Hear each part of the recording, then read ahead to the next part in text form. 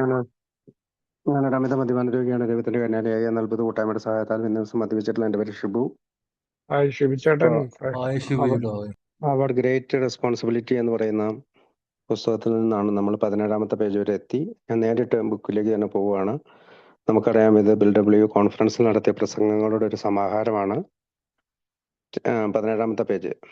Take a stand. At the end of February 1949, with Bob's health deteriorating, Bill wrote Bob a letter, once again summarizing the need for a conference. Most earnestly and prayerfully, he finished. I trust that you can and will lend us a hand. Our presence and influence are badly needed by all, especially me. Your calm disposition and firm support may mean everything. That March, Bob wrote Bill, have been quite painfully ill since you were here. Do not have the feelings that the conference is a particularly guided thing to do now. Maybe I am wrong, but that is the way I feel. The issue finally came to a head a few weeks after the first international convention in Cleveland in July 1950, when Bill went to see Bob in Akron. As he recalls, in Alcoholics Anonymous Comes of Age, Bill told Bob the good news that the trustees would, in all probability, consent at last to the formation of a World Service Conference.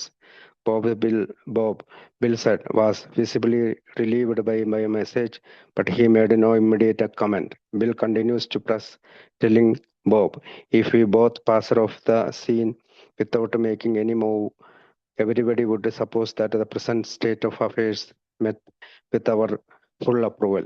Although a bit disingenuous on Bill's part, there was no one who could doubt at this point where he stood on the matter, and after all, Bobo was the one dying, not him.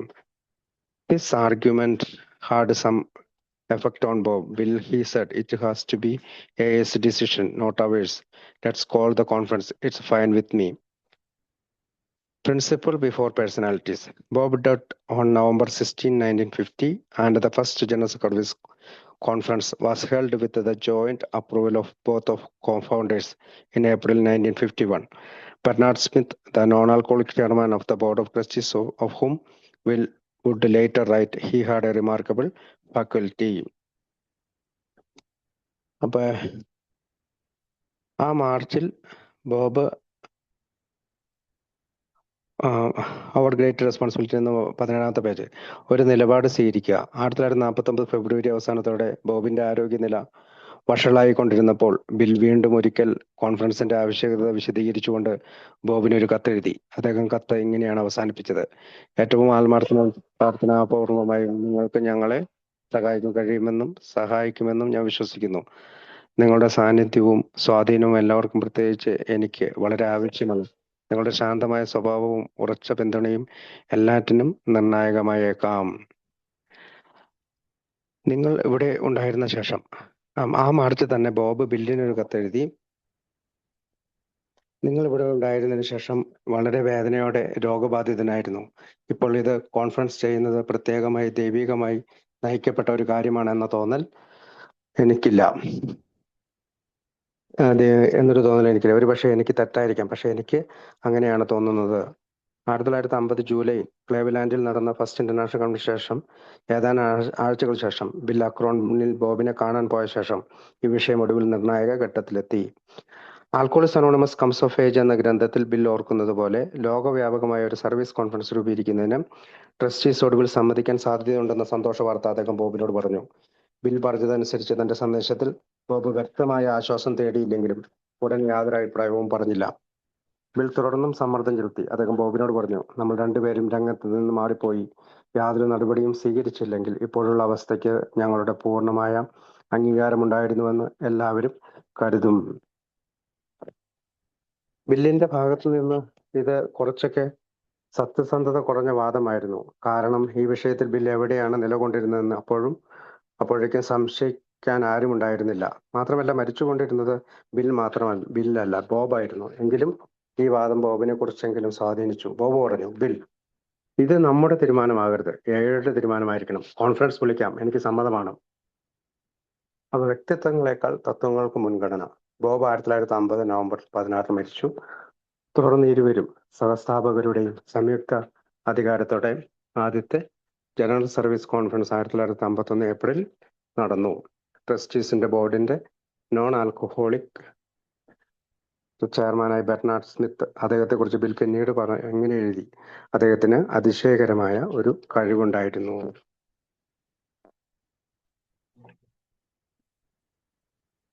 അടുത്ത page number 18 ആണ്.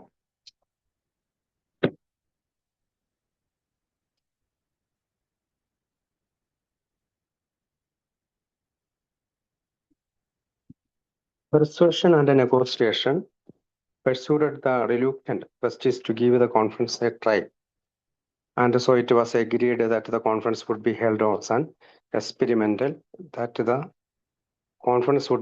on an experimental basis from 1951 through 1954. In 1955, the result would be evaluated, and a decision would be made whether or not to make the conference permanent. AA history has borne out the importance of Bill's demand. So, Bill's adamant ambitions to hold a general service conference. But it may be that he felt Dr. Bobo was never quite convinced. At the 1963 General Service Conference, in his talk on the group conscience and the trusted servants, see page 61, Bill has a very public conversation with Bob, almost 13 years in the grave. I used to go out and see Smithy about this, and I said, it's awful to disagree with your best friend. I know you are dubious about this. You have got a right to be. On the other hand, here is a board that has the custodianship of tradition too, and it's out of line with it. And even worse, there isn't any linkage to the movement it serves. So the first border down here will collapse. It particularly when you and I go. So let us not deceive ourselves, Bob. If you do nothing, we are still making history at maybe the wrong time. Democratic society that this is, does it not have the inherent right to come and at least look at these business assets which have such a huge spiritual value? Doesn't this movement have a right to send its representatives down here and decide whether they would like to become a conscience for this board and us founders? By this time, the AA group were all the pattern. We were the last to conform. Isn't it true, Bob, that it would be better to have this conference come down and fail, having given the 12ാമത്തെ പേജില് കോൺഫറൻസിലേക്കുള്ള വഴിയെക്കുറിച്ചാണ്.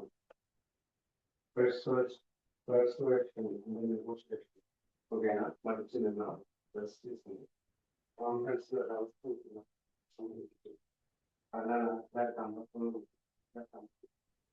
കോൺഫറൻസുകൾ ചരിത്രം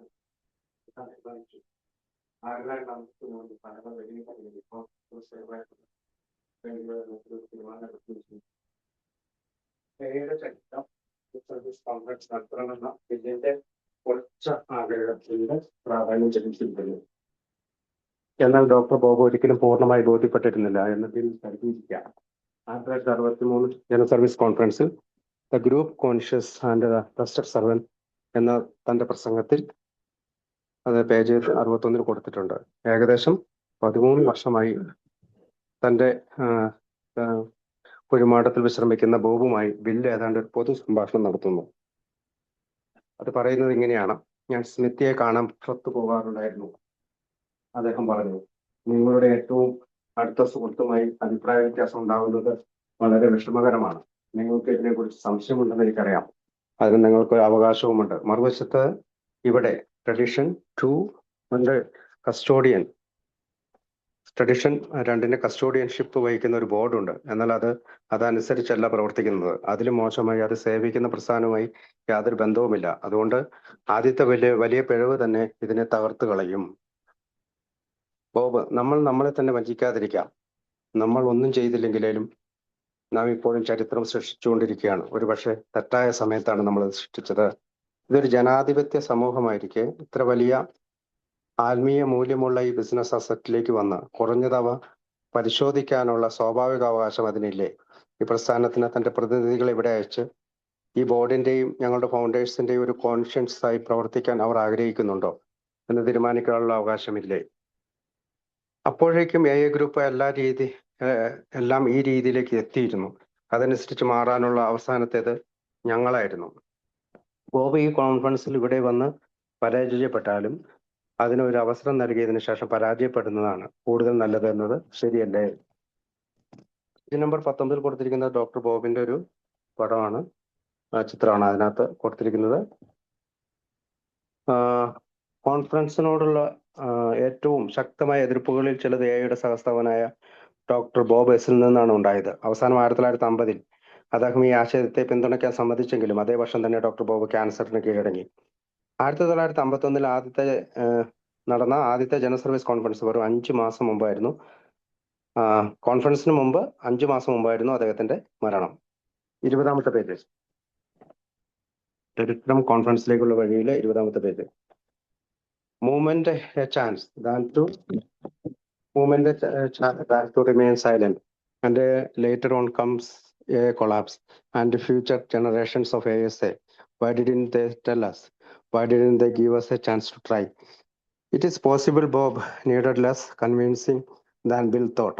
The Cleveland Convention was Bob's last appearance before an AA gathering of any size, and it was there that he gave his short but memorable farewell talk in which the words love and service, words that epitomize the spirit of the General Service Conference, resonate.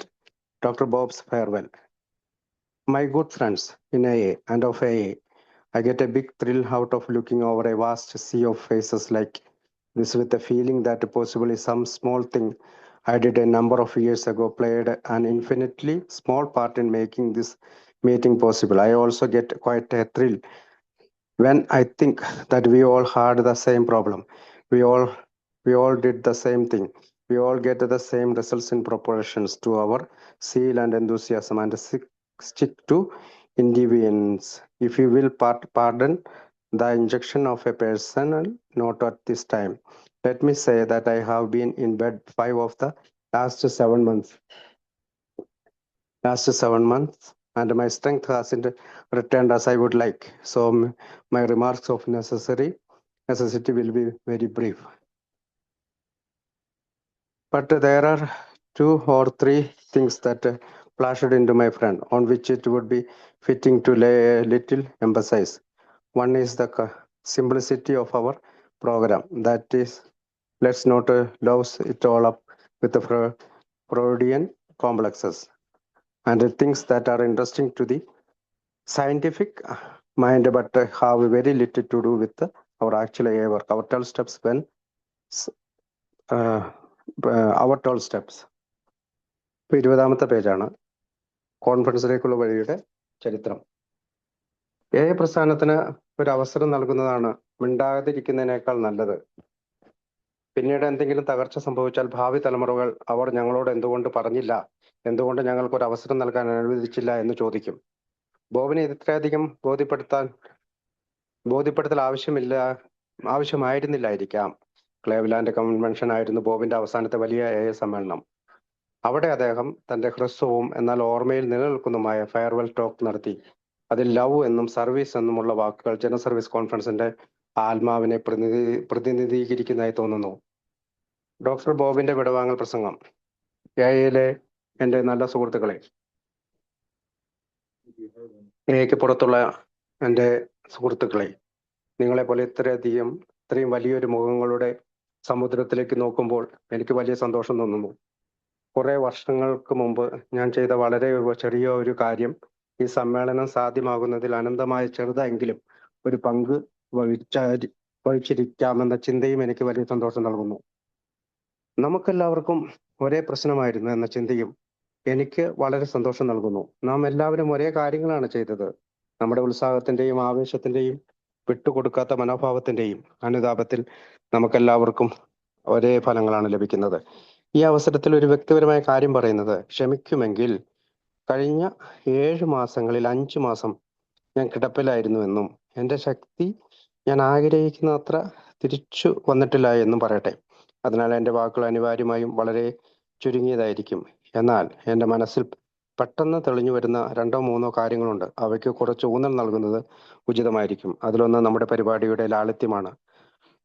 Freudian കോംപ്ലക്സും ശാസ്ത്രീയ മനസ്സിന് താല്പര്യമുള്ളതുമായ എന്നാൽ നമ്മുടെ യഥാർത്ഥ AI പ്രവർത്തനവുമായി വളരെ കുറച്ച് ബന്ധമുള്ളതുമായ കാര്യങ്ങളുമായി നമ്മുടെ പരിപാടിയെ മുഴുവൻ കുഴപ്പത്തിലാക്കരുത്.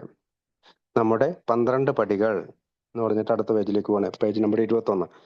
Our 12 steps when simmered down to the last resolve themselves into the words love and service. We understand what love is and we understand what service is. So let's bear those two things in mind. Let us also remember to guard that yearning, remember the tongue. And if we must use it, let's use it with the kindness and consideration and tolerance. And one more thing, none of us would be here today if somebody hasn't taken time to explain things to us, to give us a little pat on the back, to take us to a meeting or two, to have done numerous little kind and thoughtful acts in our behalf. So let us never get to the degree of smug complacency that we are not willing to extend or attempt to that help with which has been no beneficial to us, to our less fortunate brothers. Thank you very much. The first General Service Conference was held in New York for four days in April 1951, when 37 delegates from the United States and Canada met with the 15 trustees, Bill, and staff members from GSO and Grapevine. There was one trepidation in New York. Dennis Manders, then comptroller of GSO, later said the feelings was like, wow, here are all of these out of state examiners coming in like a bank examiners to see what we are doing. But the conference settled quickly into the business at hand. A California delegates wrote of the experience the following year in Grapevine. I know how frightening it is to all of us to think of Bill ever leaving. But Bill believes that, and I gather Dr. Bob also believed that he and Bill can be replaced by a principle, that being the collective conscience of AA through the delegates to the General Service Conference. അപ്പോൾ page number 21 അവർ great റെസ്പോൺസിബിലിറ്റിയിൽ കോൺഫറൻസിലേക്കുള്ള വഴി എന്നുള്ള ഹെഡിങ്ങിന്റെ താഴെ വരുന്നതാണ്. അവസാനം വരെ അല്ലെങ്കിൽ 12 പടിയുടെ 12 പടി അവയെ അവസാനം വരെ ചുരുക്കിയാൽ അവ സ്നേഹമെന്നും അല്ലെങ്കിൽ ലവ് എന്നും സേവനം അല്ലെങ്കിൽ സർവീസ് എന്നും ഉള്ള വാക്കുകളിലേക്ക് എത്തിച്ചേരുന്നു. സ്നേഹം എന്താണെന്ന് നമുക്കറിയാം, സേവനം എന്താണെന്നും നമുക്കറിയാം. അതിനാൽ ഈ 2 കാര്യങ്ങളും നമുക്ക് മനസ്സിൽ സൂക്ഷിക്കാം. നമ്മുടെ തെറ്റിപ്പോകുന്ന അംഗത്തെക്കുറിച്ച് സംസാരിക്കുന്ന നാവ് നിയന്ത്രിക്കേണ്ടതുണ്ടെന്നും ഓർക്കാം. അത് ഉപയോഗിക്കേണ്ടി വന്നാൽ ദയയോടെയും പരിഗണനയുടെയും സഹിഷ്ണുതയോടെയും മാത്രമാണ് ആ നാക്ക് നമ്മൾ ഉപയോഗിക്കേണ്ടത്.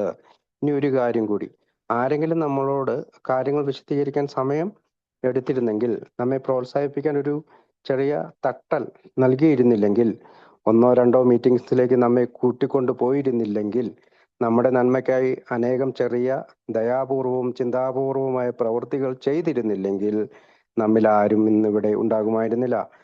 അതിനാൽ നമുക്ക് ലഭിച്ച സഹായം നമ്മുടെ ഭാഗ്യം കുറഞ്ഞ സഹോദരന്മാർക്ക് നൽകാൻ ശ്രമിക്കാനും തയ്യാറാകാത്ത തരത്തിലുള്ള സ്വയം സംതൃപ്തിയിലേക്ക് നാം ഒരിക്കലും എത്തിപ്പെടരുത്. വളരെ നന്ദി, ഡോക്ടർ ബോബ്. ഇതാണ് അദ്ദേഹത്തിന്റെ അവസാനത്തെ വിടവാങ്ങൽ പ്രസംഗം. അടുത്ത ഭാഗം, ആദ്യത്തെ ജനറൽ സർവീസ് കോൺഫറൻസ് 1951 ഏപ്രിൽ ന്യൂയോർക്കിൽ 4 ദിവസത്തേക്ക് നടന്നു. യുണൈറ്റഡ് സ്റ്റേറ്റ്സിലും കാനഡയിലുമായി ഡെലിഗേറ്റ്സ് 15 ട്രസ്റ്റീസ്, ബിൽ കൂടാതെ ജിയുസോയിലെയും ഗ്രേപ്പ്വൈനിലെയും സ്റ്റാഫ് മെമ്പേഴ്സ് എന്നിവർ അതിൽ പങ്കെടുത്തു. ന്യൂയോർക്കിൽ കുറച്ച് ആശങ്കകൾ ഉണ്ടായിരുന്നു. അന്ന് ജിയുസോയുടെ കംട്രോളർ ആയിരുന്ന ഡെന്നിസ് മാൻഡേഴ്സ് ഇങ്ങനെ പറഞ്ഞു: എല്ലാ പുറത്തു നിന്നുള്ള ഈ പരിശോധനക്കാർ ബാങ്ക് എക്സാമിനേഴ്സിനെ പോലെ ഞങ്ങൾ എന്താണ് ചെയ്യുന്നതെന്ന് പരിശോധിക്കാൻ വരുന്നു എന്നൊരു തോന്നലായിരുന്നു ഉണ്ടായിരുന്നത്. വൗ, അതൊരു അനുഭവമായിരുന്നു.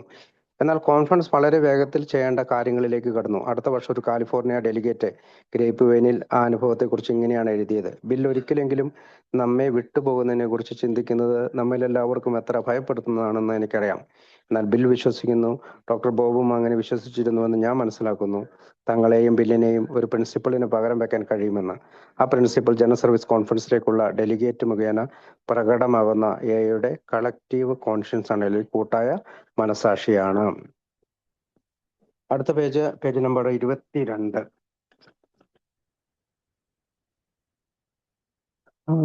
Page number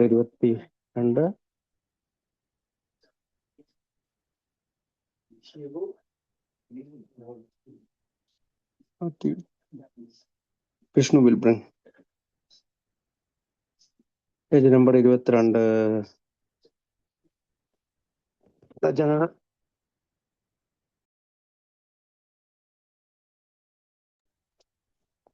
General Service Conference is a classic example of AA at its best. Personalities, Bill, Dr. Bob, and the other old-timers, being replaced by the principle of the group conscience as exposed in tradition 2. Bill's comments at the closing session of the 1954 conference indicate how happy he was to see this happen. As recently as 6 or 8 years ago, my own confidence in our destiny was terribly shaken. The debate was about whether or not we should have a conference. Today, in this last hour of the time of experiment, I shared with you the promise of its certain successes, and I'm more moved than at almost any time in my life. The moment of transfer of authority to serve from us old-timers to the movement in it at hand. Page number 22. കോൺഫറൻസിലേക്കുള്ള വഴി. General service conference ഏറ്റവും മികച്ച രീതിയിൽ പ്രവർത്തിക്കുന്ന എയിൽ tradition 2 അവതരിപ്പിച്ചിരിക്കുന്ന group conscience എന്ന തത്വത്തിലൂടെ വ്യക്തികളെ bill, doctor Bob, മറ്റ് പഴയകാല അംഗങ്ങൾ, എന്നീ വ്യക്തിത്വങ്ങൾക്ക് പകരം എയുടെ ഗ്രൂപ്പ് കോൺഷ്യൻസ് എന്ന തത്വം സ്ഥാപിക്കുന്നതിന്റെ ഒരു മികച്ച ഉദാഹരണമാണ്. 1954 കോൺഫറൻസ് തന്റെ സമാപന സമ്മേളനത്തിൽ ബിൽ നടത്തിയ അഭിപ്രായങ്ങൾ ഈ മാറ്റം സംഭവിപ്പിക്കുന്നത് കാണാൻ അദ്ദേഹം തയ്യാറായിരുന്നുവെന്ന് സൂചിപ്പിക്കുന്നു. അദ്ദേഹം പറഞ്ഞത് എങ്ങനെയാണ്? 6-8 വർഷങ്ങൾക്ക് മുമ്പ് വരെ പോലും നമ്മുടെ ഭാവിയെക്കുറിച്ചുള്ള എൻ്റെ സ്വന്തം വിശ്വാസം വളരെ ശക്തമായി തകർന്നിരുന്നു. കോൺഫറൻസ് ഉണ്ടായിരിക്കണമെന്ന് വേണ്ടയോ എന്നതായിരുന്നു ചർച്ച. ഇന്ന് ഈ പരീക്ഷണ കാലത്തിന്റെ അവസാന മണിക്കൂറിൽ അതിന്റെ ഉറപ്പായ വിജയത്തിന്റെ വാഗ്ദാനം ഞാൻ നിങ്ങളുമായി പങ്കിടുന്നു. എൻ്റെ ജീവിതത്തിലെ ഏത് സമയത്തേക്കാളും കൂടുതൽ വികാരാധീനനാണ് ഞാൻ. ഞങ്ങളായ പഴയകാല അംഗങ്ങളിൽ നിന്ന് അടിസ്ഥാന പ്രസ്ഥാനത്തിലേക്ക് സേവിക്കാനുള്ള അധികാരം കൈമാറുന്ന നിമിഷം അടുത്തെത്തിയിരിക്കുന്നു. ഇനി ചില അടിക്കുറിപ്പുകളാണ് പേജ് നമ്പർ 22-ലും 23-ലും കൊടുത്തിരിക്കുന്നത്. One, the non-alcoholic Ruth Hook was AA's first secretary, working for Hank P. and Bill W. at Horn Dealers, a gasoline cooperative business Bill had set up in Newark, New Jersey. The business was not successful, perhaps as Ruth would write, because Bill and Hank were more interested in helping a bunch of nameless drunks. It was Ruth who typed most of the first draft of the big book, for which she was honored at AA's 15th anniversary international convention with the 5 millionth copy of the big book. രണ്ടാമത്തെ അടിക്കുറിപ്പ് ഇങ്ങനെയാണ് പറയുന്നത്. 2. The Alcoholic Foundation was formally established in August 1938. Its 5 trustees, increased to 7 in January 1939, would handle any incoming funds and provide organizational structure for the fellowship. Early on, it was agreed that non-alcoholic Class A trustees would be in a majority of 1 over alcoholic Class B trustees. The non-alcoholic alcoholic ratio is what became the General Service Board, was changed by conference vote in 1966 to 14 alcoholic and 7 non-alcoholic trustees. 3. മൂന്നാമത്തെ കാര്യം, Jack Alexander was the author of the March 1941 Saturday Evening Post article that portrayed AA members with great empathy, causing the rank of the program to soar from 2,000 to 8,000 by the end of the year. He would later write articles for Grapevine, help edit 12 Steps and 12 Traditions, and became a non-alcoholic trustee of AA's General Service Board. 4. The non-alcoholic Nelving was AA's first archivist. She began working at the General Service Office, then the Alcoholic Foundation, as a receptionist in 1947. By 1950, she was Bill's secretary, spending a good deal of her time making sure that the historic AA documents were not discarded. When AA's archives were officially opened in 1975, Bing was the natural choice for archivist, a position in which she remained until her retirement in 1982. 5. Father Ed Dowling was one in long line of non-alcoholic friends of Alcoholics Anonymous. Hailing from St. Louis, the Jesuit priest showed up at AS 24th Street Clubhouse in New York one rainy November night in 1940, asking to speak to Bill. Dowling had become fascinated with the similarity between AS 12 steps and the spiritual exercise of St. Ignatius, the founder of the Society of Jesus, the Jesuit order. Father Ed would become a sort of spiritual sponsor for Bill and to AA, introducing the program to American Catholic and becoming among the early supporters of the applications of the 12 steps to other addictions. 6. ആറാമത്തെ കാര്യം 6. An important figure in AA, the non-alcoholic Leonard Harrison was a sociologist and a director of public affairs for the Community Service Society of New York in 1950. Harrison made the crucial appointment of Bernard Smith as chairman of the trustees committee on the proposed conferences, which Bill called a most magnanimous and generous act on Leonard's part. Since Harrison had disagreed about the necessity of the conference. 7. Divorced from the son of Frank Sieberling, the man who founded the Goodyear Tire Company. Henrietta Sieberling was the non-alcoholic Akron member of the Oxford group who introduced Bill to Dr. Bob after Bill's desperate call to her from the lobby of Akron's Mayflower Hotel in the spring of 1935. She parted company with Bill and Dr. Bob after AA broke from the Oxford group. 8. A very early member of Ohio, AA Clarence was 12 stepped by Dr. Bob himself in 1938. He found Cleveland first AA group and was responsible for a series of newspaper articles published about AA in the Cleveland Plain Dealer in 1939. 9. Dr. Bob. 10. Bernard Smith. Byrne, as he was known, was a successful lawyer, author, and non-alcoholic. He called himself a one-fisted drinker who joined the General Service Board in 1944 and chaired the General Service Board from 1951 to 1956. He was a much valued advisor to Bill W. and delivered a talk entitled The Individual, AA and Society.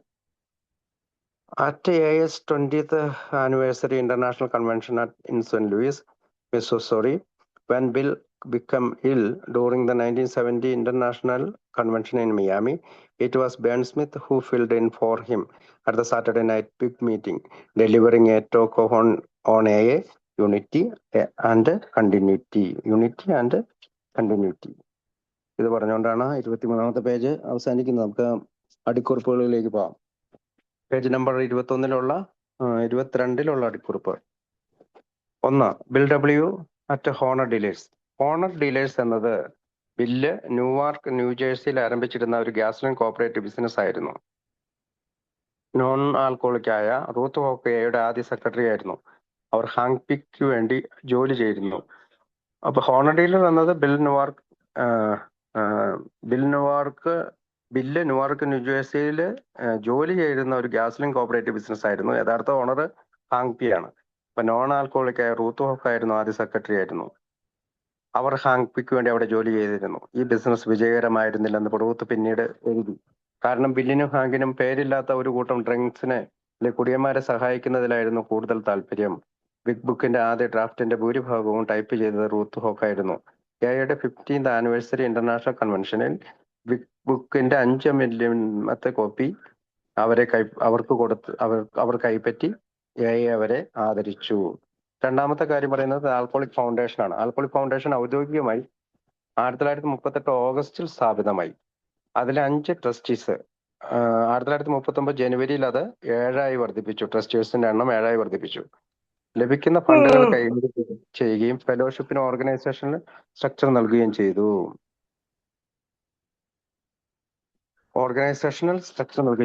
തുടക്കത്തിൽ non alcoholic അല്ലെങ്കിൽ class A trustees alcoholic ആയിട്ടുള്ള class B ട്രസ്റ്റീസിനേക്കാൾ ഒരാൾ കൂടുതലായി ഭൂരിപക്ഷത്തിൽ ഉണ്ടായിരിക്കണമെന്നായിരുന്നു ധാരണ. അതായത് ആൽക്കഹോളിക് ഫൗണ്ടേഷൻ സ്ഥാപിക്കുമ്പോൾ ക്ലാസ് എ ട്രസ്റ്റീസില് ക്ലാസ് ബി ട്രസ്റ്റീസ്, അതായത് ആൽക്കഹോളിക് ആയിട്ടുള്ള ട്രസ്റ്റീസിനേക്കാൾ ആൽക്കഹോളിക് അല്ലാത്ത ട്രസ്റ്റീസ് ഭൂരിപക്ഷത്തിൽ ഉണ്ടായിരിക്കണമെന്നായിരുന്നു ധാരണ. പിന്നീട് ജനറൽ സർവീസ് ബോർഡായി മാറിയ ഈ ഘടനയിൽ 1966 കോൺഫറൻസ് വോട്ട് വഴി 14 ആൽക്കഹോളിക് ട്രസ്റ്റീസുകളും 7 നോൺ ആൽക്കഹോളിക് ട്രസ്റ്റീസുകളുമായി എന്ന രീതിയിലേക്ക് മാറ്റം വരുത്തി. അപ്പോൾ ആൽക്കഹോളിക് ട്രസ്റ്റീസ് 14ഉം 7 പേര് നോൺ ആൽക്കഹോളിക്കുമായിട്ട് ചുരുക്കി. ആൽക്കഹോളിക് ട്രസ്റ്റിമാരുടെ എണ്ണം വർദ്ധിപ്പിച്ചു. മൂന്നാമത്തെ കാര്യം പറയുന്നത് ജാക്ക് അലക്സാണ്ടറെ കുറിച്ചാണ്. ജാക്ക് അലക്സാണ്ടർ ആണ് 1941 മാർച്ചിലെ സാറ്റർഡേ ഈവനിംഗ് പോസ്റ്റ് ലേഖനം എഴുതിയത്. 7 അംഗങ്ങളെ വലിയ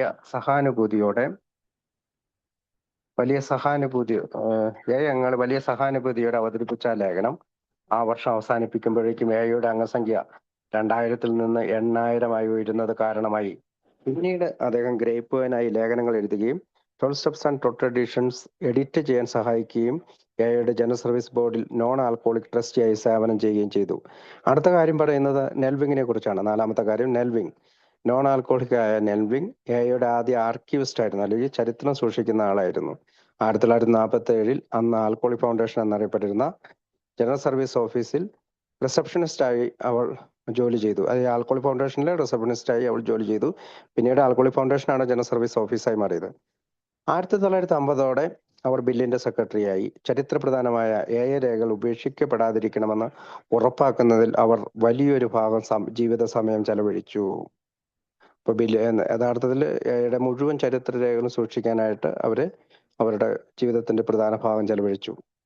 1975-ൽ എയുടെ ആർക്കൈവ്സ് ഔദ്യോഗികമായി ആരംഭിച്ചപ്പോൾ ആർക്കിവിസ്റ്റ് എന്ന സ്ഥാനത്തേക്ക് സ്വാഭാവികമായി തെരഞ്ഞെടുക്കപ്പെട്ടത് വിങ് തന്നെയായിരുന്നു.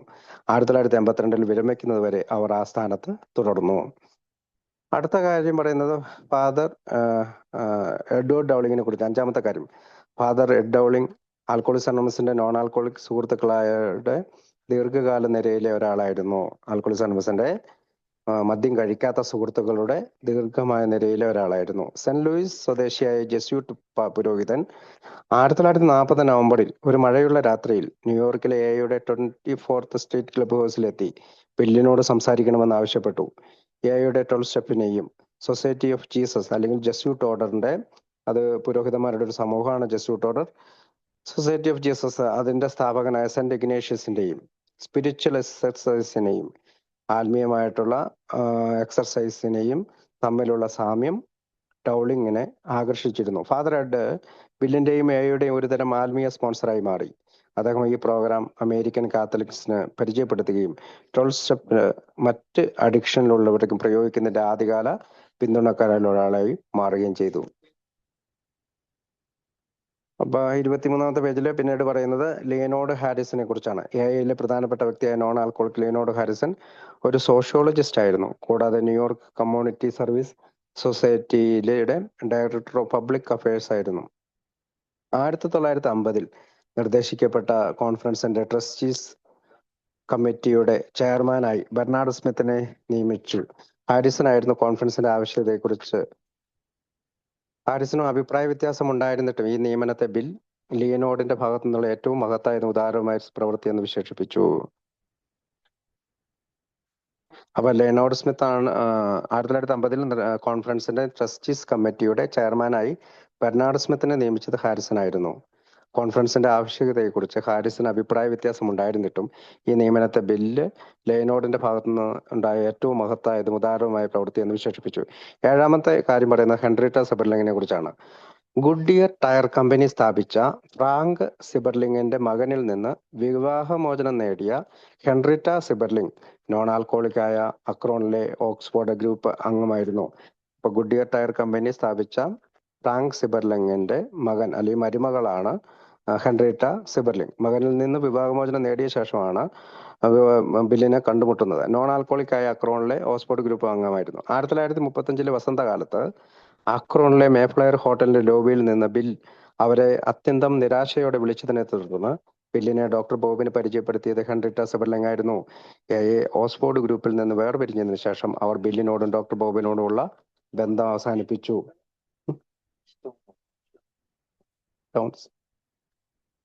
ക്ലാരൻസസ് ഒഹായോ എയിലെ വളരെ ആദ്യകാല അംഗങ്ങളിൽ ഒരാളായ ക്ലാരൻസസ് 1932 ഡോക്ടർ ബോബ് തന്നെയാണ് അദ്ദേഹത്തിന് 12 സ്റ്റെപ്പ് ചെയ്തത്. ഒഹായോ എയിലെ വളരെ ആദ്യകാല അംഗങ്ങളിൽ ഒരാളായ ക്ലാരൻസസ് 1932 ഡോക്ടർ ബോബ് തന്നെയാണ് അദ്ദേഹത്തിന് 12 സ്റ്റെപ്പ് ചൊല്ലി 12 ചെയ്തത്. അദ്ദേഹം ക്ലേവ്ലാൻഡിലെ ആദ്യ എ ഗ്രൂപ്പ് സ്ഥാപിച്ചു. കൂടാതെ 1939 ക്ലേവ്ലാൻഡ് പ്ലെയിൻ ഡീലർ പത്രത്തിൽ എയെ കുറിച്ച് പ്രസിദ്ധീകരിച്ച ലേഖന പരമ്പരയ്ക്ക് അദ്ദേഹം ഉത്തരവാദിയായിരുന്നു. അതായത് ക്ലേവ്ലാൻഡിലെ ആദ്യ എ ഗ്രൂപ്പ് സ്ഥാപിച്ചത് ക്ലാരൻസസ് ആണ്. അതുകൂടാതെ ക്ലേവ്ലാൻഡ് പ്ലെയിൻ ഡീലറിൽ തുടർച്ചയായി ലേഖന പരമ്പര എഴുതി അദ്ദേഹം 1939. പിന്നീട് 9ാമത്തെ കാര്യം പറയുന്നത് ഡോക്ടർ ബോബ്, നമ്മൾ ഓൾറെഡി പറഞ്ഞു. 10ാമത്തെ കാര്യം Bernard Smith. Bernard Smith Bern എന്നാണ് അറിയപ്പെട്ടിരുന്നത്. വിജയകരമായ ഒരു ലോയർ, ഓതർ, നോൺ ആൽക്കോളിക് ആയിരുന്നു. അദ്ദേഹം സ്വയം ഒരു വൺ ഫിസ്റ്റഡ് ഡ്രിങ്കർ എന്ന് വിളിച്ചിരുന്നു. വൺ ഫിസ്റ്റഡ് ഡ്രിങ്കർ എന്ന 1944 ജനറൽ സർവീസ് ബോർഡിൽ ചേർന്ന അദ്ദേഹം 1951 മുതൽ 1956 വരെ ജനറൽ സർവീസ് ബോർഡിന്റെ ചെയർമാനായിരുന്നു. അദ്ദേഹം ബിൽ ഡബ്ല്യുവിന്റെ വളരെ വിലമതിപ്പിക്കപ്പെട്ട ഉപദേശകനായിരുന്നു. മിസോറിയയിലെ സെന്റ് ലൂയിസിൽ നടന്ന എയുടെ 20th ആനിവേഴ്സറി ഇന്റർനാഷണൽ കൺവെൻഷനിൽ അദ്ദേഹം the individual A and society എന്ന പേരിൽ ഒരു പ്രസംഗം നടത്തി.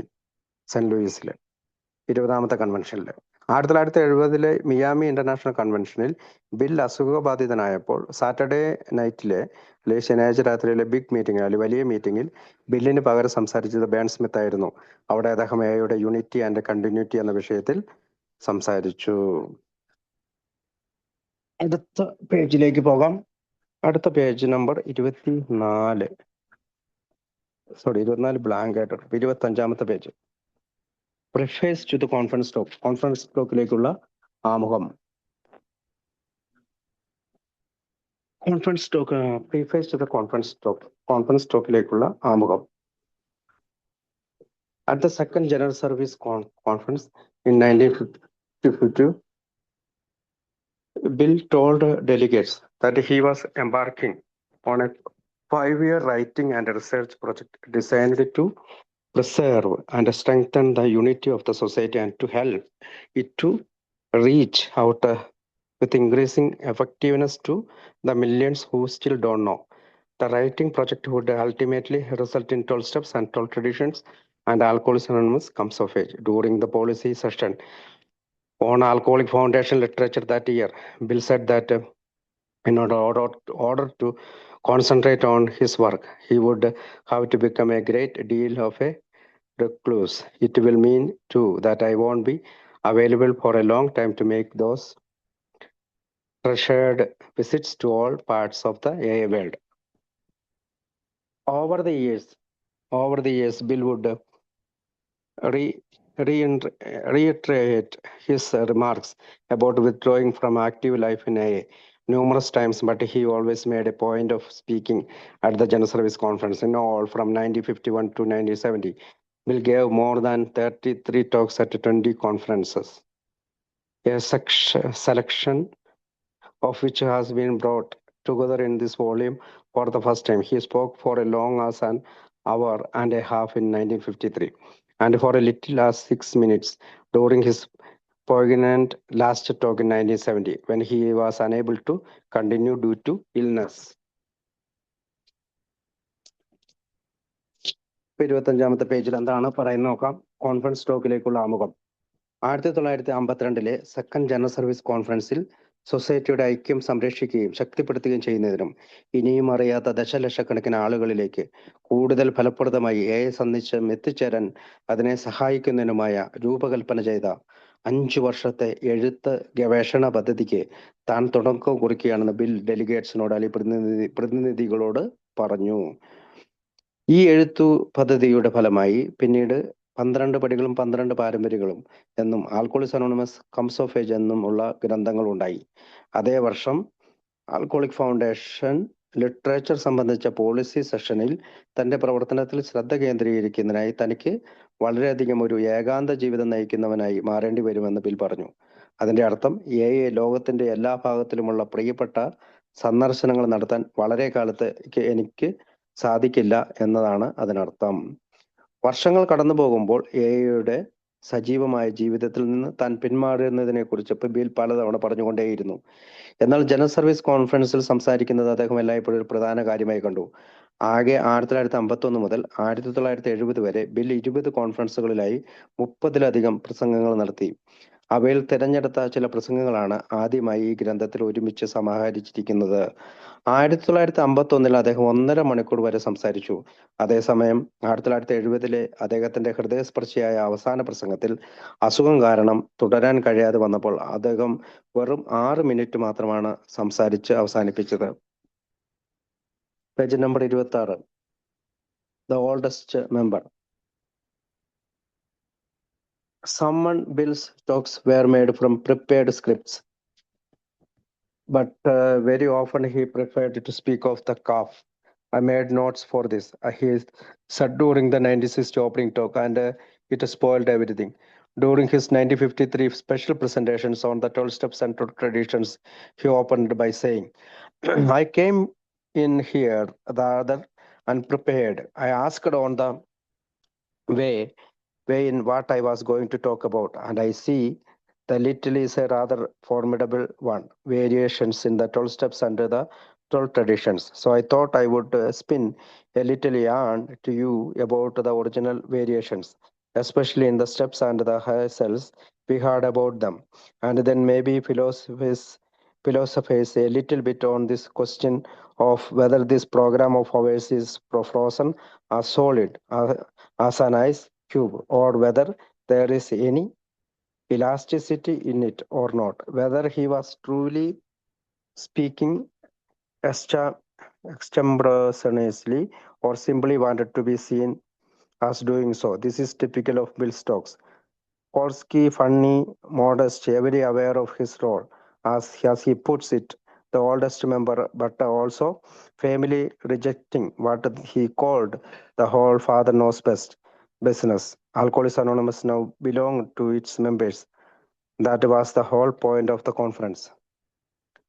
AA's great experiment in self-directions, Bill called it in his 1954 opening talk, and yet, as oldest member, it was his job to tell the story of the program as he saw it, which he did with relish and wonder. In the 1956 conference report, prepared by GSO staffs, Bill is depicted as the reminder, one of the few AAs who can reach back in memory of the actual experience upon which the traditions are based, and the only one who can do with the breadth and understanding the Bill's special gift. 26-ാമത്തെ പേജിലേക്ക് പോവാം. Conference ടോക്കിലേക്കുള്ള ആമുഖം. എന്നാൽ പലപ്പോഴും അദ്ദേഹം തയ്യാറെടുപ്പില്ലാതെ മനസ്സിൽ വരുന്നത് പോലെ സംസാരിക്കാനാണ് ബില്ല് ഇഷ്ടപ്പെട്ടിരുന്നത്. ചിലപ്പോൾ ബില്ലിന്റെ പ്രസംഗങ്ങൾ തയ്യാറാക്കിയ എഴുത്തുപ്രതികളിൽ നിന്നോ കുറിപ്പുകളിൽ നിന്നോ ആയിരുന്നു. 1960 തന്റെ ഓപ്പണിംഗ് ടോക്കിൽ തുടക്ക പ്രസംഗത്തിൽ അദ്ദേഹം ഇങ്ങനെ പറഞ്ഞു: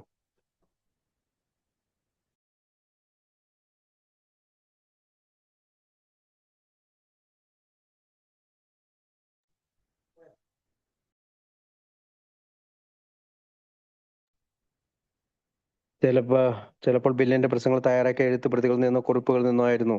1960 തന്റെ ഓപ്പണിംഗ് ടോക്കിൽ അദ്ദേഹം പറഞ്ഞു: ഇതിനായി ഞാൻ തയ്യാറാക്കിയ നോട്ട്സിൽ നിന്നാണ് ചിലപ്പോൾ സംസാരിക്കുന്നത്. എന്നാൽ അദ്ദേഹം ഇങ്ങനെ കൂട്ടിച്ചേർത്തു: അതെല്ലാം ഞാൻ നശിപ്പിച്ചു കളഞ്ഞു. 1953 തന്റെ പ്രത്യേക അവതരണത്തിൽ 12 സ്റ്റെപ്സ് ആൻഡ് 12 ട്രഡീഷൻസിനെ കുറിച്ച് അദ്ദേഹം സംസാരിക്കുമ്പോൾ അദ്ദേഹം ഇങ്ങനെ തുടങ്ങി: ദ ഓൾഡസ്റ്റ് മെമ്പർ. ഞാനിവിടെ വന്നത് വലിയ തയ്യാറെടുപ്പൊന്നുമില്ലാതെയാണ്. ഞാൻ അകത്തേക്ക് വരുമ്പോൾ ഞാൻ എന്തിനെക്കുറിച്ചാണ് സംസാരിക്കാൻ പോകുന്നതെന്ന് ചോദിച്ചു.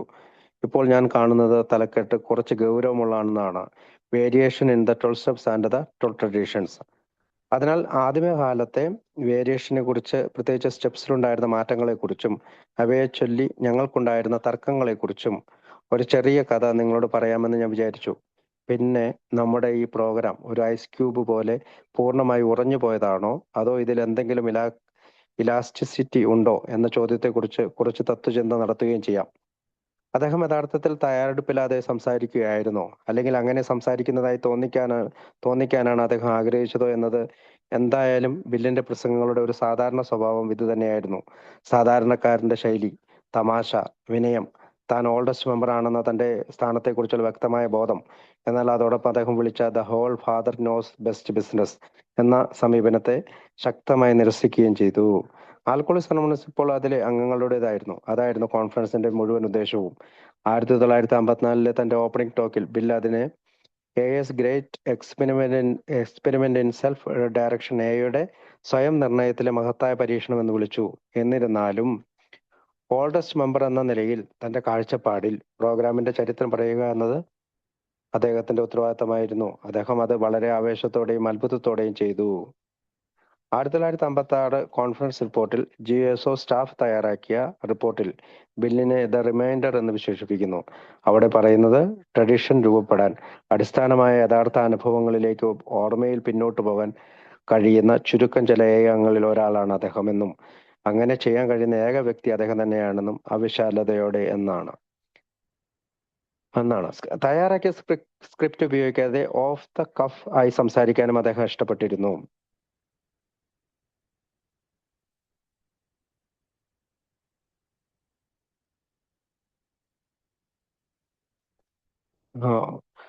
ചിലപ്പോൾ പ്രിപ്പയർഡും സ്ക്രിപ്റ്റുകളും നോട്ടുകളും ഉപയോഗിച്ചിരുന്നെങ്കിലും പല പ്രസംഗങ്ങളും നേരിട്ട് സംസാരിച്ചവയായിരുന്നു.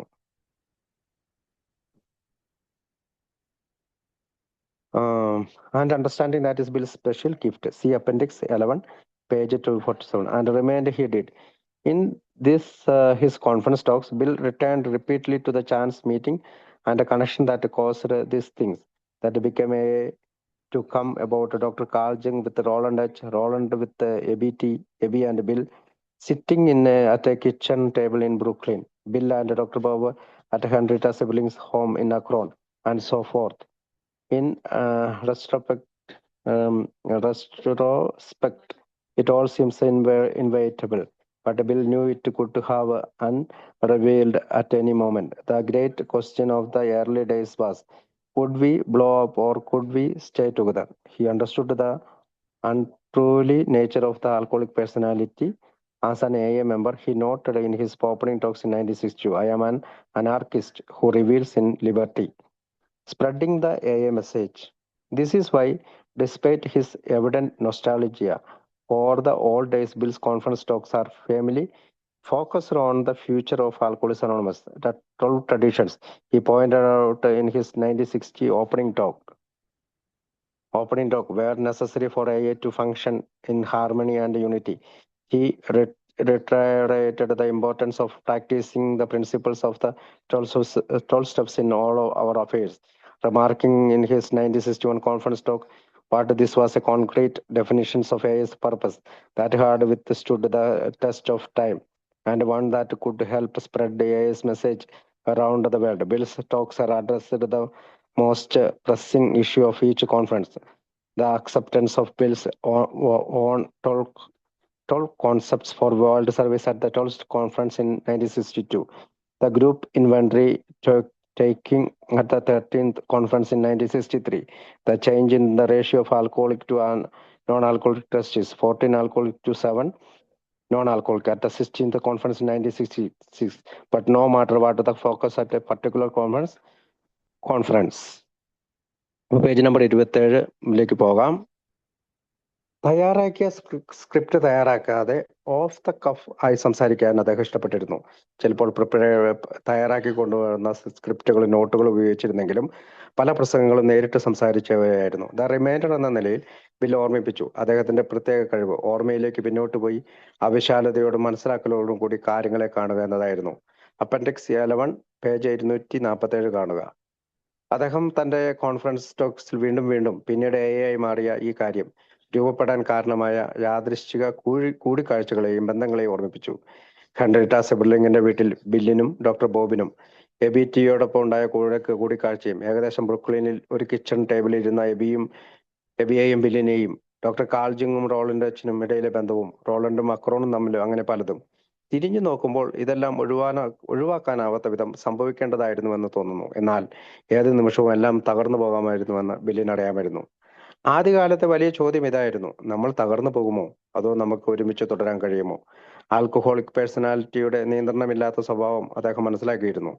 1962 തന്റെ ഓപ്പണിംഗ് ടോക്കിൽ അദ്ദേഹം പറഞ്ഞു: ഒരു എ അംഗമെന്ന നിലയിൽ സ്വാതന്ത്ര്യത്തിൽ ആനന്ദിക്കുന്ന ഒരു അനാർക്കിസ്റ്റാണ് ഞാൻ. സന്ദേശം വ്യാപിപ്പിക്കൽ. പഴയ കാലത്തെക്കുറിച്ചുള്ള ബില്ലിന്റെ വ്യക്തമായ ഗ്രഹാതുരത ഉണ്ടായിരുന്നിട്ടും അദ്ദേഹത്തിന്റെ കോൺഫിഡൻസ് ടോക്ക് ഉറച്ച രീതിയിൽ ആൽക്കഹോളിക്സ് അനോണിമസിന്റെ ഭാവിയിലേക്കാണ് ശ്രദ്ധ കേന്ദ്രീകരിച്ചിരുന്നത്. 1960 ഓപ്പണിംഗ് ടോക്കിൽ സൗഹാർദ്ദത്തിലും ഐക്യത്തിലും പ്രവർത്തിക്കാൻ 12 ട്രഡീഷൻ അനിവാര്യമാണെന്ന് അദ്ദേഹം ചൂണ്ടിക്കാട്ടി. നമ്മുടെ എല്ലാ കാര്യങ്ങളിലും 12 സ്റ്റെപ്സിന്റെ പ്രിൻസിപ്പിൾ പ്രാക്ടീസിംഗ് തത്വങ്ങൾ പ്രാവർത്തികമാക്കുന്നത് എത്ര പ്രധാനമാണെന്നും അദ്ദേഹം വീണ്ടും വീണ്ടും ഊന്നി പറഞ്ഞു. 1961 കോൺഫറൻസ് ടോക്കിൽ അത് എയുടെ ലക്ഷ്യത്തിന്റെ കോൺക്രീറ്റ് ഡെഫിനിഷൻ അല്ലെങ്കിൽ വ്യക്തമായ നിർവചനമാണെന്ന് അദ്ദേഹം പറഞ്ഞു. അത് കാലത്തിന്റെ പരീക്ഷണത്തെ അതിജീവിച്ചിട്ടുള്ളതും എയുടെ സന്ദേശം ലോകമെമ്പാടും വ്യാപിപ്പിക്കാൻ സഹായിക്കുന്നതുമായ ഒന്നാണെന്നും അദ്ദേഹം അഭിപ്രായപ്പെട്ടു. ബില്ലിന്റെ ടോക്സിൽ അല്ലെങ്കിൽ ബില്ലിന്റെ പ്രസംഗത്തിൽ ഓരോ കോൺഫറൻസിന്റെയും ഏറ്റവും അടിയന്തരമായ വിഷയങ്ങളെ അഭിസംബോധന ചെയ്തു. 1962 12 സ്റ്റെപ്സ് കോൺഫറൻസ് ബില്ലിന്റെ സ്വന്തം 12 കൺസെപ്റ്റ് ഓഫ് വേൾഡ് സർവീസ് അംഗീകരിക്കൽ. 1961 13th conference group inventory taking. 1961 16th conference alcoholic ട്രസ്റ്റീസിനും നോൺ ആൽക്കഹോളിക് ട്രസ്റ്റീസിനും ഇടയിലെ അനുപാതത്തിലെ മാറ്റം. അതായത് 14 ആൽക്കഹോളിക് ട്രസ്റ്റീസും 7 നോൺ ആൽക്കഹോളിക് ട്രസ്റ്റീസും.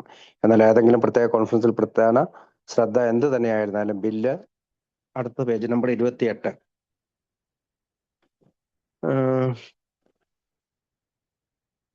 28 കോൺഫറൻസിന്റെ ഹൈലൈറ്റ് ആയിട്ട് കൊടുത്തിരിക്കുന്നത് ഒരു പടമാണ്, ഒരു ചിത്രമാണ്.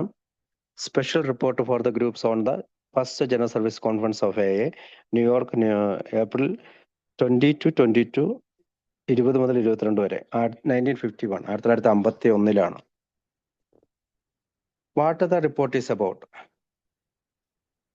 This is a report of the highlights of one of the most important developments in the history of AA. It summarizes the first General Service Conference which met in New York City, April 20 to 2022, 1951. At the conference, representatives of AA as a whole assumed responsibility for the national and international service, which have made it possible for the movement to survive and grow. This report outlines the scope of those services. It shows realistically the need for increased financial support of the General Service Office if AA is to continue to offer hope and help to alcoholics here and abroad. Why the conference was established? Since the founding of AA, the many service and policy decisions required to keep it going at the national and international level has been handled by the founders and their friends through the alcoholic foundations. As AA has grown, the importance of sharing this responsibility with the membership has become increasingly clear. It has become clear that the collective conscience of AA should help ensure the survival of the movement. The General Service Conference is the means whereby that collective conscience can be expressed and can guide the trustees of the foundations on matter of policy affecting AA today and tomorrow.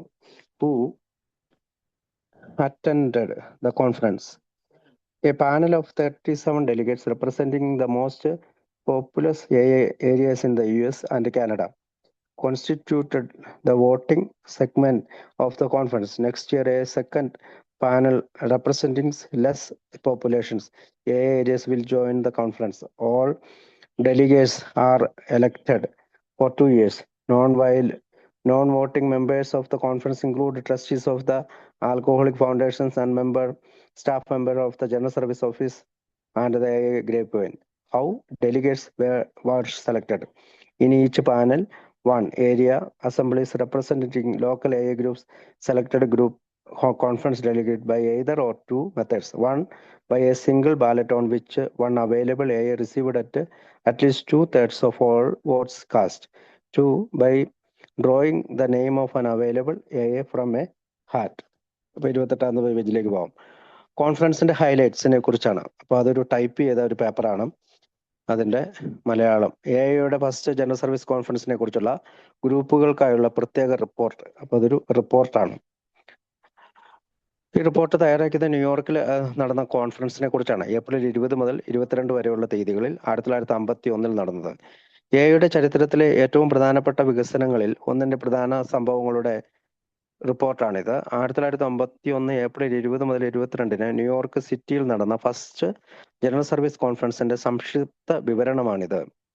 ഈ കോൺഫറൻസിൽ AI മുഴുവൻ അംഗങ്ങളുടെയും പ്രതിനിധികൾ പ്രസ്ഥാനം നിലനിൽക്കാനും വളരാനും സാധ്യമാക്കിയ ദേശീയവും അന്തർദേശീയവുമായ സേവനങ്ങളുടെ ഉത്തരവാദിത്തം ഏറ്റെടുത്തു.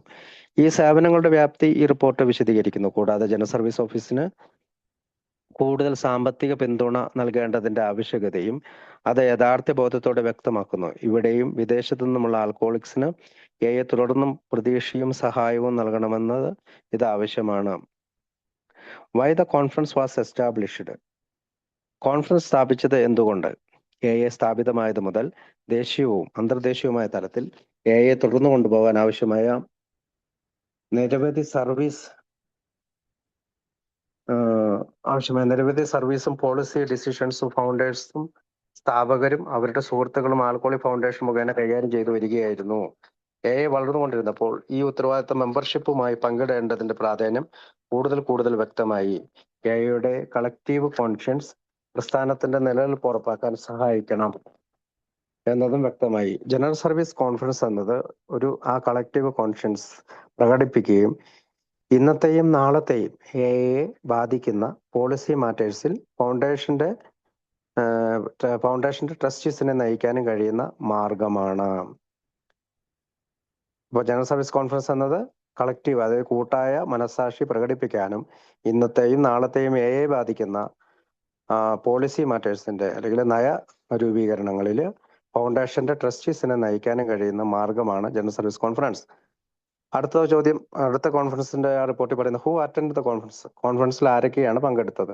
യുഎസിലെയും കാനഡയിലെയും കൂടുതൽ ജനസംഖ്യയുള്ള എഐ ഏരിയസിനെ പ്രതിനിധീകരിച്ച് 37 ഡെലിഗേറ്റ്സ് അടങ്ങിയ ഒരു പാനലായിരുന്നു കോൺഫറൻസിന്റെ വോട്ടിംഗ് സെഗ്മെന്റ്.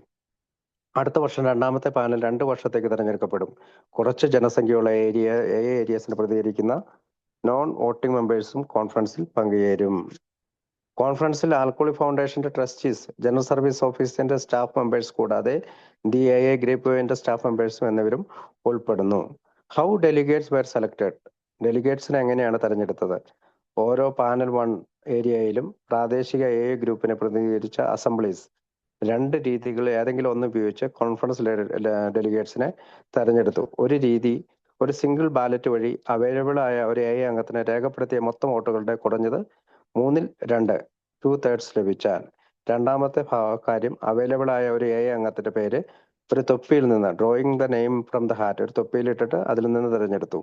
1951 ആദ്യ ജനറൽ സർവീസ് കോൺഫറൻസിന്റെ പ്രധാന കാര്യങ്ങളാണിത്. അടുത്ത ഭാഗം പേജ് നമ്പർ 29 തന്നെ കോൺഫറൻസിന്റെ റിപ്പോർട്ടിന്റെ അടുത്ത ഭാഗമാണ്. How the conference operated. During the first 2 days, the conference heard reports covering 1.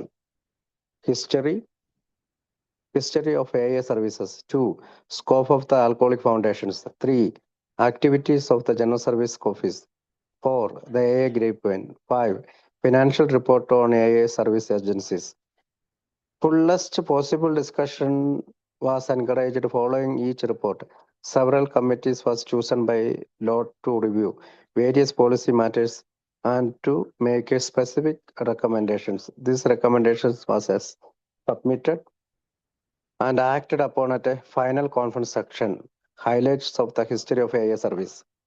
Bill W. pointed out that AA service have been developing since 1937, even before the movement had a name.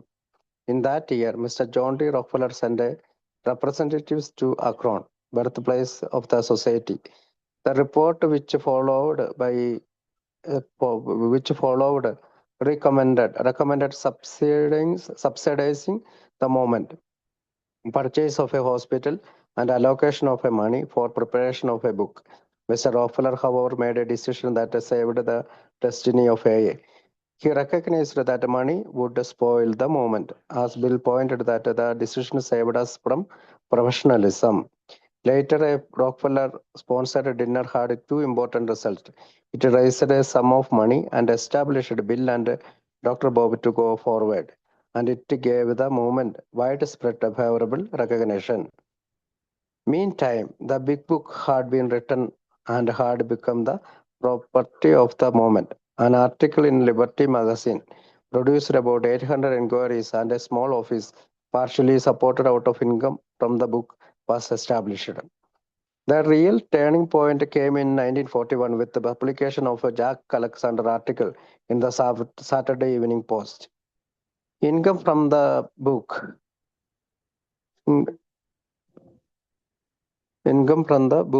was no longer adequate to handle the flood of inquiries. Thus, the first solicitations was sent to the group, suggestions that $1 per member per year be sent to the foundation to underwrite its service activities. Group contributions can be used only for group services. Today, 3 service agencies sponsored by the Alcoholic Foundations help to carry the AA message worldwide. 1, the General Service Office. 2, Words Publishing Incorporated, publishers of the book.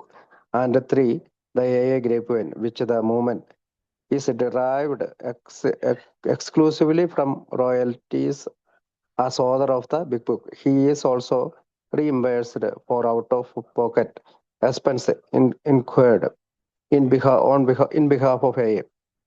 The various Rockefeller loans have been repaid, and the foundations no longer accepts contributions from outside AA. Highlights of the Alcoholic Foundation. The foundation is a non-profit membership corporation whose principal purpose has been described as the rehabilitation of alcoholics. It is composed of 8 non-alcoholic and 7 alcoholic trustees. It serves as a custodian of AA traditions at the national and international level and also handle the voluntary contributions from the group, which make AA's worldwide service possible. അപ്പോൾ ആ report അങ്ങനെ പറഞ്ഞാണ് അവസാനിക്കുന്നത്. നമുക്ക് ആ page number 29 പോകാം. How the conference operated. Conference എങ്ങനെ പ്രവർത്തിച്ചു? ആദ്യത്തെ 2 ദിവസങ്ങളിൽ കോൺഫറൻസ് താഴെ പറയുന്ന വിഷയങ്ങൾ ഉൾക്കൊള്ളുന്ന റിപ്പോർട്ടുകൾ കേട്ടു. 1, AA സർവീസിന്റെ ചരിത്രം. 2, ദ ആൽക്കഹോളിക് ഫൗണ്ടേഷന്റെ പ്രവർത്തന പരിധി. 3, ജനറൽ സർവീസ് ഓഫീസിന്റെ പ്രവർത്തനങ്ങൾ. 4, ദ AA ഗ്രേപ്പ്വൈൻ. 5, AAയുടെ സർവീസ് ഏജൻസീസിന്റെ സാമ്പത്തിക റിപ്പോർട്ടുകൾ. ഓരോ റിപ്പോർട്ടിന് ശേഷം സാധ്യമായത്ര വിശദമായ ചർച്ച നടത്താൻ പ്രോത്സാഹിപ്പിച്ചു. വിവിധ പോളിസി മാറ്റേഴ്സ് പരിശോധിക്കാനും പ്രത്യേക റെക്കമെൻഡേഷൻ തയ്യാറാക്കാനും നറുക്കെടുപ്പിലൂടെ അല്ലെങ്കിൽ ബൈലോട്ടിലൂടെ നിരവധി കമ്മിറ്റികളെയും തിരഞ്ഞെടുത്തു. ഈ റെക്കമെൻഡേഷൻസ് കോൺഫറൻസിന്റെ അവസാന സെഷനിൽ സമർപ്പിക്കുകയും അവയിൽ തീരുമാനിക്കുകയും ചെയ്തു. Highlights of the history of AA service. AA സർവീസിന്റെ ചരിത്രത്തിലെ പ്രധാന കാര്യങ്ങൾ. AAയ്ക്ക് ഒരു പേര് ലഭിക്കുന്നതിന് മുമ്പ് തന്നെ 1937 മുതൽ AAയുടെ സർവീസ് വികസിച്ചിട്ടു കൊണ്ടിരിക്കുകയാണെന്ന് PW ചൂണ്ടിക്കാട്ടി. ആ വർഷം ജോൺ ഡി റോക്ക്ഫെല്ലർ ഒരു പ്രതിനിധിയെ സൊസൈറ്റിയുടെ ജന്മസ്ഥലമായ അക്രോണിലേക്ക് അയച്ചു. തുടർന്ന് പ്രസ്ഥാനത്തിന് സാമ്പത്തിക സഹായം നൽകുക, ഒരു ഹോസ്പിറ്റൽ വാങ്ങുക, ഒരു പുസ്തകം തയ്യാറാക്കുന്നതിനായി പണം അനുവദിക്കുക എന്നിവ ഉൾപ്പെടുന്ന ഒരു പദ്ധതി പരിഗണിക്കപ്പെട്ടു. എന്നാൽ മിസ്റ്റർ റോക്ക്ഫെല്ലർ എടുത്ത ഒരു തീരുമാനം AAയുടെ ഡെസ്റ്റിനി അല്ലെങ്കിൽ ഭാവി സംരക്ഷിച്ചു. പണം ഈ പ്രസ്ഥാനത്തെ നശിപ്പിക്കുമെന്ന് അദ്ദേഹം പറഞ്ഞു. ബിൽ പറഞ്ഞതുപോലെ ആ തീരുമാനം ഞങ്ങളെ പ്രൊഫഷണലിസത്തിൽ നിന്ന് രക്ഷിച്ചു, അല്ലെങ്കിൽ തൊഴിലിൽ നിന്ന് രക്ഷിച്ചു. പിന്നീട് റോക്ക്ഫെല്ലറിന്റെ പിന്തുണയോടെ നടന്ന ഒരു ഡിന്നറിന് 2 പ്രധാന ഫലങ്ങളുണ്ടായി. ഒന്ന്, ബില്ലിനും ഡോക്ടർ ബോബിനും അവരുടെ പ്രവർത്തനം മുന്നോട്ട് കൊണ്ടുപോകാൻ സഹായിച്ച ഒരു തുക പണം അത് സമാഹരിച്ചു. രണ്ടാമത്, അത് AAയ്ക്ക് വ്യാപകമായ അനുകൂലമായ അംഗീകാരം നേടിക്കൊടുത്തു. ഇതിനിടയിൽ ബിഗ് ബുക്ക് എഴുതി കഴിഞ്ഞിരുന്നു. അത് പ്രസ്ഥാനത്തിന്റെ സ്വത്തായി മാറുകയും ചെയ്തു. ലിബർട്ടി മാഗസിനിൽ പ്രസിദ്ധീകരിച്ച ഒരു ലേഖനം ഏകദേശം 800 എൻക്വയറീസ് ഉണ്ടാക്കി. തുടർന്ന് ബിഗ് ബുക്കിൽ നിന്നുള്ള വരുമാനം ഉപയോഗിച്ച് ഭാഗികമായി പിന്തുണച്ചിരുന്ന ഒരു ചെറിയ ഓഫീസ് സ്ഥാപിച്ചു. 1941 യഥാർത്ഥ വഴിത്തിരിവ്. 1941 സാറ്റർഡേ ഈവനിങ് പോസ്റ്റിൽ ജാക്ക് അലക്സാണ്ടറിന്റെ ആർട്ടിക്കിൾ പ്രസിദ്ധീകരിച്ചതിന് ശേഷം ആണ് യഥാർത്ഥ വഴിത്തിരിവായത്. ബിഗ് ബുക്കിൽ നിന്നുള്ള വരുമാനം കടന്നു വരുന്ന എൻക്വയറീസ് അല്ലെങ്കിൽ അന്വേഷണങ്ങൾക്ക് വലിയ ഒഴുക്ക് കൈകാര്യം ചെയ്യാൻ ഇനിയും മതിയാകുമായിരുന്നില്ല. അതുകൊണ്ട് ഫൗണ്ടേഷന്റെ സർവീസ് ആക്ടിവിറ്റീസിന് സാമ്പത്തിക പിന്തുണ നൽകുന്നതിനായി ഓരോ അംഗവും $1 വീതം അയക്കണമെന്ന് നിർദ്ദേശിച്ച ഗ്രൂപ്പിലേക്കുള്ള ആദ്യ സോളിസിറ്റേഷൻസ് അയച്ചു. ഗ്രൂപ്പ് കോൺട്രിബ്യൂഷൻസ് ഗ്രൂപ്പിന്റെ സർവീസിലേക്കായി മാത്രമേ ഉപയോഗിക്കാവൂ എന്ന് തീരുമാനിച്ചു. എയുടെ ലോകവ്യാപകമായ സേവനങ്ങൾ. ഇന്ന് the alcoholic foundation group contributions ഗ്രൂപ്പുകളുടെ സർവീസിലേക്ക് മാത്രമേ ഉപയോഗിക്കാവൂ. എയുടെ ലോകവ്യാപകമായ സേവനങ്ങൾ. ഇന്ന് ദ ആൽക്കോളി ഫൗണ്ടേഷൻ പിന്തുണയ്ക്കുന്ന 3 സർവീസ് ഏജൻസീസ് ലോകമെമ്പാടും എയുടെ സന്ദേശം എത്തിക്കാൻ സഹായിക്കുന്നു. 1. The general service office. 2. Works publishing incorporate. Big book പ്രസിദ്ധീകരിക്കുന്ന സ്ഥാപനം. ഗ്രൂപ്പ്സ് നമ്മുടെ ഒഫീഷ്യൽ പബ്ലിക്കേഷനായി അംഗീകരിക്കുന്നതാണത്. 3. The A grapevine. ബില്ലിന്റെ വരുമാനം ബിഗ് ബുക്കിന്റെ ഓതർ എന്ന നിലയിൽ റോയൽറ്റീസിൽ നിന്ന് മാത്രമാണ് ലഭിക്കുന്നത്. എയ്ക്ക് വേണ്ടി സേവനം ചെയ്യുമ്പോൾ ഉണ്ടാകുന്ന ഔട്ട് ഓഫ് പോക്കറ്റ് എക്സ്പെൻസും അദ്ദേഹത്തിന് തിരിച്ചു നൽകുന്നു. റോക്ക്ഫെല്ലറിൽ നിന്നുള്ള വിവിധ ലോൺസും എല്ലാം തിരിച്ചടച്ചിട്ടുണ്ട്. കൂടാതെ ഫൗണ്ടേഷൻ ഇനി എയ്ക്ക് പുറത്തുനിന്നുള്ള കോൺട്രിബ്യൂഷൻസ് ഒന്നും സ്വീകരിക്കുന്നുമില്ല. Highlights of the alcoholic foundation. Alcoholic ഫൗണ്ടേഷന്റെ പ്രധാന കാര്യങ്ങൾ. ഫൗണ്ടേഷൻ ഒരു നോൺ പ്രോഫിറ്റ് മെമ്പർഷിപ്പ് കോർപ്പറേഷൻ ആണ്. അതിന്റെ പ്രധാന ലക്ഷ്യം ആൽക്കഹോളിക്കിന്റെ റീഹാബിലിറ്റേഷൻ എന്ന രീതിയിൽ വിവരിക്കപ്പെട്ടിട്ടുള്ളതാണ്. ഇതിൽ 8 നോൺ ആൽക്കോളിക് ട്രസ്റ്റീസും 7 ആൽക്കോളിക് ട്രസ്റ്റീസും ഉൾപ്പെടുന്നു. ദേശീയവും അന്തർദേശീയവുമായ തലത്തിൽ ഇത് എ ട്രഡീഷൻസിന്റെ കസ്റ്റോഡിയനായി പ്രവർത്തിക്കുന്നു. കൂടാതെ എയുടെ ലോകവ്യാപകമായ സർവീസ് സാധ്യമാക്കുന്നു. ഗ്രൂപ്പിൽ നിന്നുള്ള വോളണ്ടറി കോൺട്രിബ്യൂഷൻ ഫൗണ്ടേഷൻ കൈകാര്യം ചെയ്യുകയും ചെയ്യുന്നു. അപ്പൊ ഫൗണ്ടേഷന്റെ കാര്യം, ഫൗണ്ടേഷൻ ഒരു നോൺ പ്രോഫിറ്റ് മെമ്പർഷിപ്പ് കോർപ്പറേഷൻ ആണ്. അതിന്റെ പ്രധാന ലക്ഷ്യം ആൽക്കഹോളിക്സിന്റെ റീഹാബിലിറ്റേഷൻ എന്ന രീതിയിലുള്ള വിവരിക്കപ്പെട്ടിട്ടുള്ളത്. ഇതിൽ 8 നോൺ ആൽക്കഹോളിക് ട്രസ്റ്റീസും 7 ആൽക്കഹോളിക് ട്രസ്റ്റീസും ഉൾപ്പെടുന്നു. ദേശീയവും അന്തർദേശീയവുമായ തലത്തിൽ അത് എ പാരമ്പര്യത്തിന്റെ കസ്റ്റോഡിയനായി പ്രവർത്തിക്കുന്നു. കൂടാതെ എയുടെ ലോകവ്യാപകമായ സർവീസ് സാധ്യമാക്കുന്ന ഗ്രൂപ്പിൽ നിന്നുള്ള വോളണ്ടറി കോൺട്രിബ്യൂഷൻ ഫൗണ്ടേഷൻ കൈകാര്യം ചെയ്യുകയും ചെയ്യുന്നു. ഇനി 30ാമത്തെ പേജിൽ കോൺഫറൻസ് സ്റ്റോക്കിലേക്കുള്ള ആമുഖത്തിന്റെ 30ാമത്തെ പേജ്. Continuously pressed home his vision of how best to carry the message to those who suffer. Closing talk 1952. And the optimal way to assure that our unity remains undisturbed and that our function can go on. Closing talk 1951. Ultimately, Bill was successful in his final goal for the conference, to keep Alcoholics Anonymous alive and together for future generations. As he briefly asked in his 1969 closing talk, putting himself in the shoes of the delegates, what the hell are we going to do when the undertaker gets well, Wilson? And he provided the answer, do a lot of more of what you have been doing, and God bless you. I often wish I could be a newcomer.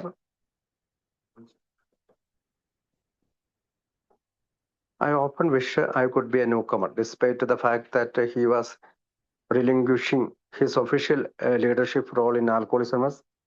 Bill attended every conference from 1951 to 1970, and his presence there was treasured by delegates. See Appendix 1, page 237, as were the conference talks themselves. The talks collected here are transcribed from audio taped recordings in which the laughter and applauses may clear the audience enthusiastic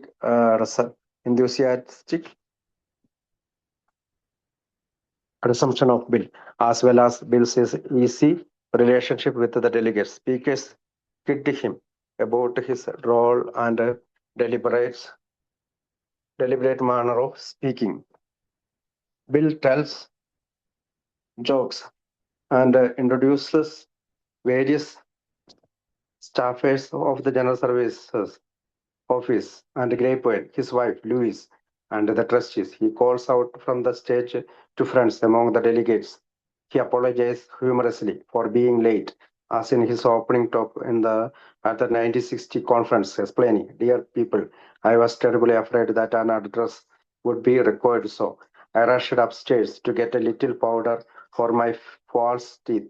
In a sense, the talks presents a picture of a large and boisterous AA meetings in full swing. At the end of his 1966 opening talk, Bill says, I wonder if you would mind raising and holding hands while we receive the responsibility pledge. In his 1958 opening talk, Bill lamented, I often wish I could be newcomer, just approaching AA for the first time, just wondering what this was all about. The uniqueness of this book lies not just in the messages the important talks from AA's co-founder deliver, nor in the fact that they have never before been collected in one place, but because they capture Bill W. as one of many doing service in AA. As a footnote, one, Bill is making a loose reference here to the popular television show Father Knows Best, which aired from 1954 to 1960. In this idealized portrayal of an American family, the father is a kind and thoughtful man who counsels his children wisely when they get into trouble. Page number 31-ലേക്കാണ് ഞാൻ പോയത്. 31-ൽ ഒരു പടവും കൂടി കൊടുത്തു. Coffee setup at the 1955 general service conference. 1955 general service കോൺഫറൻസിലെ ഒരു കോഫി സെറ്റപ്പിന്റെ ഒരു പടവും അതിനകത്ത് കൊടുത്തിട്ടുണ്ട്. അപ്പൊ പേജ് നമ്പർ 30. കോൺഫറൻസ് ടോക്കിലേക്കുള്ള ആമുഖം. ബില്ല് തന്റെ കോൺഫറൻസ് ടോക്കിൽ തുടർച്ചയായി തന്റെ ദർശനം അവതരിപ്പിച്ചു. കഷ്ടപ്പെടുന്നവരിലേക്ക് സന്ദേശം എത്തിക്കുക എന്നതിനെ കുറിച്ച്. 1952 ക്ലോസിംഗ് ടോക്കിൽ കൂടാതെ നമ്മുടെ ഐക്യം നിലനിർത്തുകയും അത് തടസ്സമില്ലാതെ തുടരുകയും ചെയ്യുന്നതിനുള്ള ഏറ്റവും നല്ല മാർഗം എന്താണെന്നതിനെ കുറിച്ചും 1959 ക്ലോസിംഗ് ടോക്കിൽ അദ്ദേഹം സംസാരിക്കുന്നു. അവസാനം കോൺഫറൻസിനെ കുറിച്ചുള്ള തന്റെ അന്തിമ ലക്ഷ്യത്തിൽ ബിൽ വിജയിച്ചു. ആൽക്കഹോളിക്സ് അനോണിമസിനെ ജീവനോടെ നിലനിർത്തുകയും ഭാവി തലമുറകൾക്കായി ഒരുമിച്ച് നിലനിർത്തുകയും ചെയ്യുക. 1969 ക്ലോസിംഗ് ടോക്കിൽ ഡെലിഗേറ്റ്സിന്റെ സ്ഥാനത്ത് സ്വയം നിർത്തിക്കൊണ്ട് അദ്ദേഹം കുറച്ച് തമാശ കലർന്ന രീതിയിൽ ചോദിച്ചു, അണ്ടർടേക്കർ വിൽസനെ കൊണ്ടുപോയാൽ നമ്മൾ എന്താണ് ചെയ്യാൻ പോകുന്നത്? അതിനുള്ള അദ്ദേഹത്തിന്റെ മറുപടി, നിങ്ങൾ ഇതുവരെ ചെയ്തുകൊണ്ടിരിക്കുന്നതിന്റെ വളരെ കൂടുതലായി ചെയ്യുക. ദൈവം നിങ്ങളെ അനുഗ്രഹിക്കട്ടെ. I often wish I could be a newcomer. എനിക്ക് പലപ്പോഴും ഒരു ന്യൂ കമർ ആയിരുന്നെങ്കിൽ എന്ന് ആഗ്രഹം തോന്നുന്നു. ആൽക്കഹോളിക്സ് അനോണിമസിലെ തന്റെ ഔദ്യോഗിക നേതൃത്വ പങ്ക് വിട്ടുകൊടുക്കാമായിരുന്നിട്ടും ബിൽ 1951 മുതൽ 1970 വരെ നടന്ന എല്ലാ കോൺഫറൻസിലും പങ്കെടുത്തു. അദ്ദേഹത്തിന്റെ സാന്നിധ്യം ഡെലിഗേറ്റ്സ് വളരെ വിലമതിച്ചിരുന്നു. അപ്പൻഡിക്സ് 1 പേജ് 237 കാണുക. അതുപോലെ തന്നെ അദ്ദേഹത്തിന്റെ കോൺഫറൻസ് ടോക്കും അവർ വളരെ വിലമതിച്ചു. ഈ പുസ്തകത്തിൽ സമാഹരിച്ചിരിക്കുന്ന ടോക്സ് ഓഡിയോ റെക്കോർഡിംഗ്സിൽ നിന്ന് ട്രാൻസ്ക്രിപ്ഷൻ ചെയ്തവയാണ്. ആ റെക്കോർഡിംഗ്സിലേക്കുള്ള ചിരിയും കയ്യടിയും ബില്ലിനെ ഓഡിയൻസ് അത്ര ആവേശത്തോടെ സ്വീകരിച്ചിരുന്നുവെന്ന് വ്യക്തമാക്കുന്നു. ഡെലിഗേറ്റ്സുമായി ബില്ലിനുണ്ടായിരുന്ന സ്വാഭാവികവും സൗഹൃദപരവുമായ ബന്ധവും ഇതിൽ വ്യക്തമാണ്. സ്പീക്കേഴ്സ് ബില്ലിന്റെ റോൾ, അദ്ദേഹത്തിന്റെ പ്രത്യേകമായ നീണ്ടുപോകുന്ന സംസാര ശൈലി എന്നതിനെ കുറിച്ചും അദ്ദേഹത്തിന്റെ പതുക്കെയുള്ള സംസാര രീതിയെക്കുറിച്ച് തമാശ പറയാനുണ്ടായിരുന്നു. ബിൽ തമാശകൾ പറയുകയും ഗ്രേപ്പ് സർവീസ് ഓഫീസിലെയും ഗ്രേപ്പ്വെയിലെയും വിവിധ സ്റ്റാഫ് മെമ്പേഴ്സിനെയും തന്റെ ഭാര്യ ലൂയിസിനെയും ട്രസ്റ്റീസിനെയും പരിചയപ്പെടുത്തുകയും ചെയ്തു. ഡെലിഗേറ്റ്സുകൾക്കിടയിൽ തന്റെ സുഹൃത്തുക്കളെ അദ്ദേഹം വേദിയിൽ നിന്ന് വിളിച്ചു പറയുകയും ചെയ്തു. ചിലപ്പോൾ വൈകിയതിനെ കുറിച്ച് പോലും അദ്ദേഹം തമാശയെ ക്ഷമ ചോദിക്കുമായിരുന്നു. ഉദാഹരണത്തിന് 1960 കോൺഫറൻസിലെ ഓപ്പണിംഗ് ടോക്കിൽ അദ്ദേഹം പറഞ്ഞു, പ്രിയപ്പെട്ടവരെ, ഒരു അഡ്രസ് ആവശ്യമുണ്ടാകുമോ എന്ന് എനിക്ക് വലിയ ഭയമായിരുന്നു. അതിനാൽ എന്റെ ഫോൾസ് ടീത്തിന് കുറച്ച് പൗഡർ എടുക്കാൻ ഞാൻ മുകളിലേക്ക് ഓടിപ്പോയത്.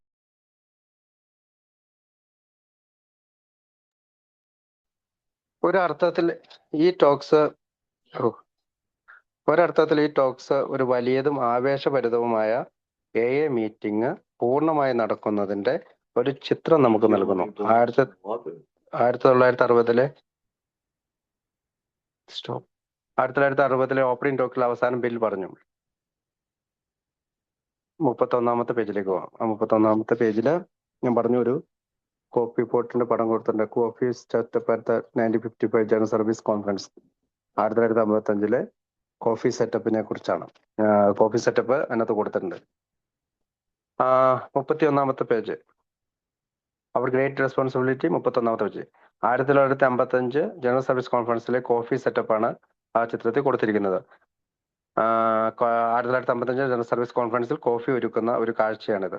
ബിൽ 1964 ഓപ്പണിംഗ് ടോക്കിന്റെ അവസാനം ഇങ്ങനെ പറഞ്ഞു: നമ്മൾ എഴുന്നേറ്റ് കൈകൾ ചേർത്ത് പിടിച്ച് റെസ്പോൺസിബിലിറ്റി പ്ലറ്റ് ചെല്ലുമ്പോൾ നിങ്ങൾക്കും എനിക്ക് ഒപ്പം എഴുന്നേൽക്കാമോ എന്ന് ഞാൻ ചിന്തിക്കുന്നു.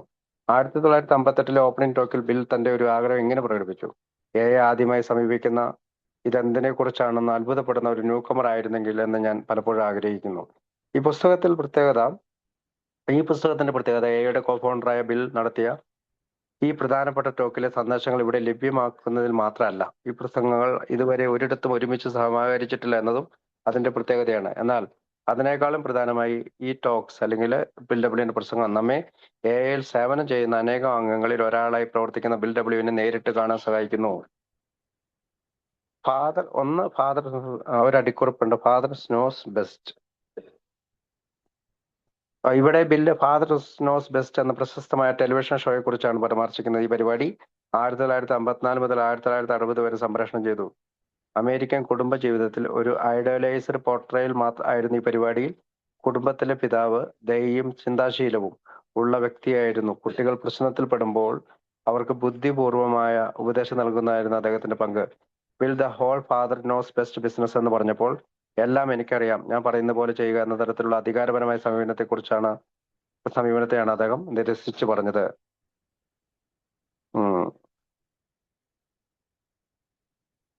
അടുത്ത പേജ് മുതലാണ് അത് പറയുന്ന വെച്ചാൽ ഒരു ഫാദർ എന്തെങ്കിലും കുട്ടികൾ എന്തെങ്കിലും തെറ്റ് ചെയ്ത് കഴിഞ്ഞാൽ വിവേകപൂർവമായിട്ട് അവരെ തിരുത്തുന്നു.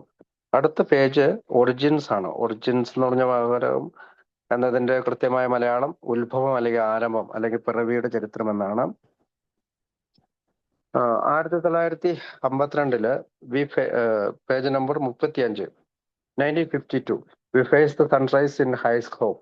You share with me, I know, the thought the closing hours of this conference bring with them a deep and joyous realization, the realization that at least we are surely on the high road that stretches straight out towards our future. Toward we trust our everlasting sunrise. We face the sunrise in high hope with a confidence that is almost awesome, and with our hearts full of unspeakable gratitude. Gratitude to the Father of Light who has delivered us out of bondage. Gratitude to friends through whose hearts he has enabled his miracle to be worked. Gratitude for each other. This too is an hour that will ever stir memory with me, perhaps more than most. The wellspring of memory are at flood tide. I think of a psychiatrist at Zurich, Switzerland, who had a patient, an American businessman, and treated him a year. The patient thought greatly of his psychiatrist, none other than the famous Dr. Jung.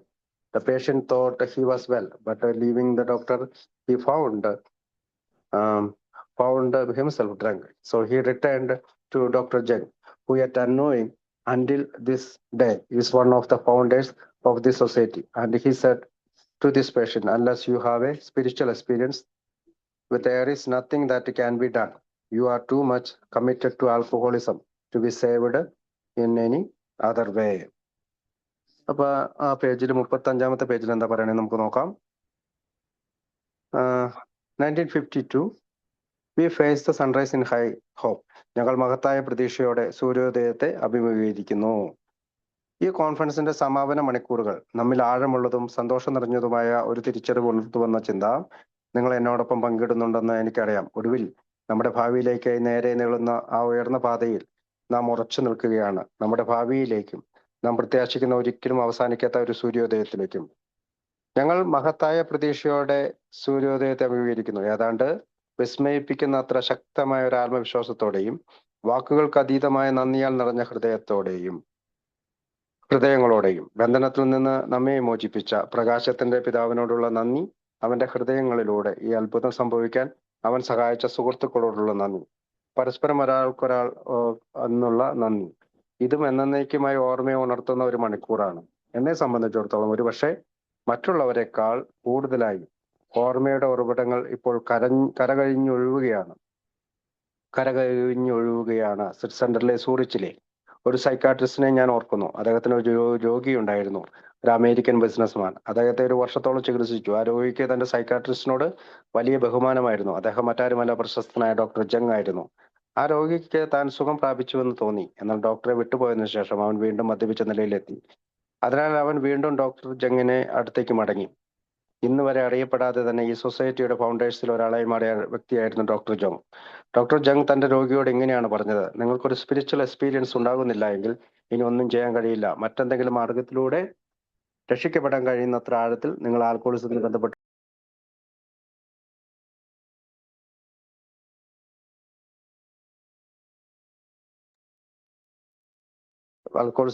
അതായത് നിങ്ങൾക്കൊരു spiritual, ഒരു ആത്മീയ അനുഭവം ഉണ്ടാകുന്നില്ലെങ്കിൽ ഇനി ഒന്നും ചെയ്യാൻ കഴിയില്ല. മറ്റേതെങ്കിലും മാർഗത്തിലൂടെ രക്ഷിക്കപ്പെടാൻ കഴിയുന്നത്ര ആഴത്തിൽ നിങ്ങൾ ആൽക്കോളിസത്തിനോട് ബന്ധപ്പെട്ട് കഴിഞ്ഞു എന്നാണ് ഡോക്ടർ ജങ് അവരോട് പറഞ്ഞത്.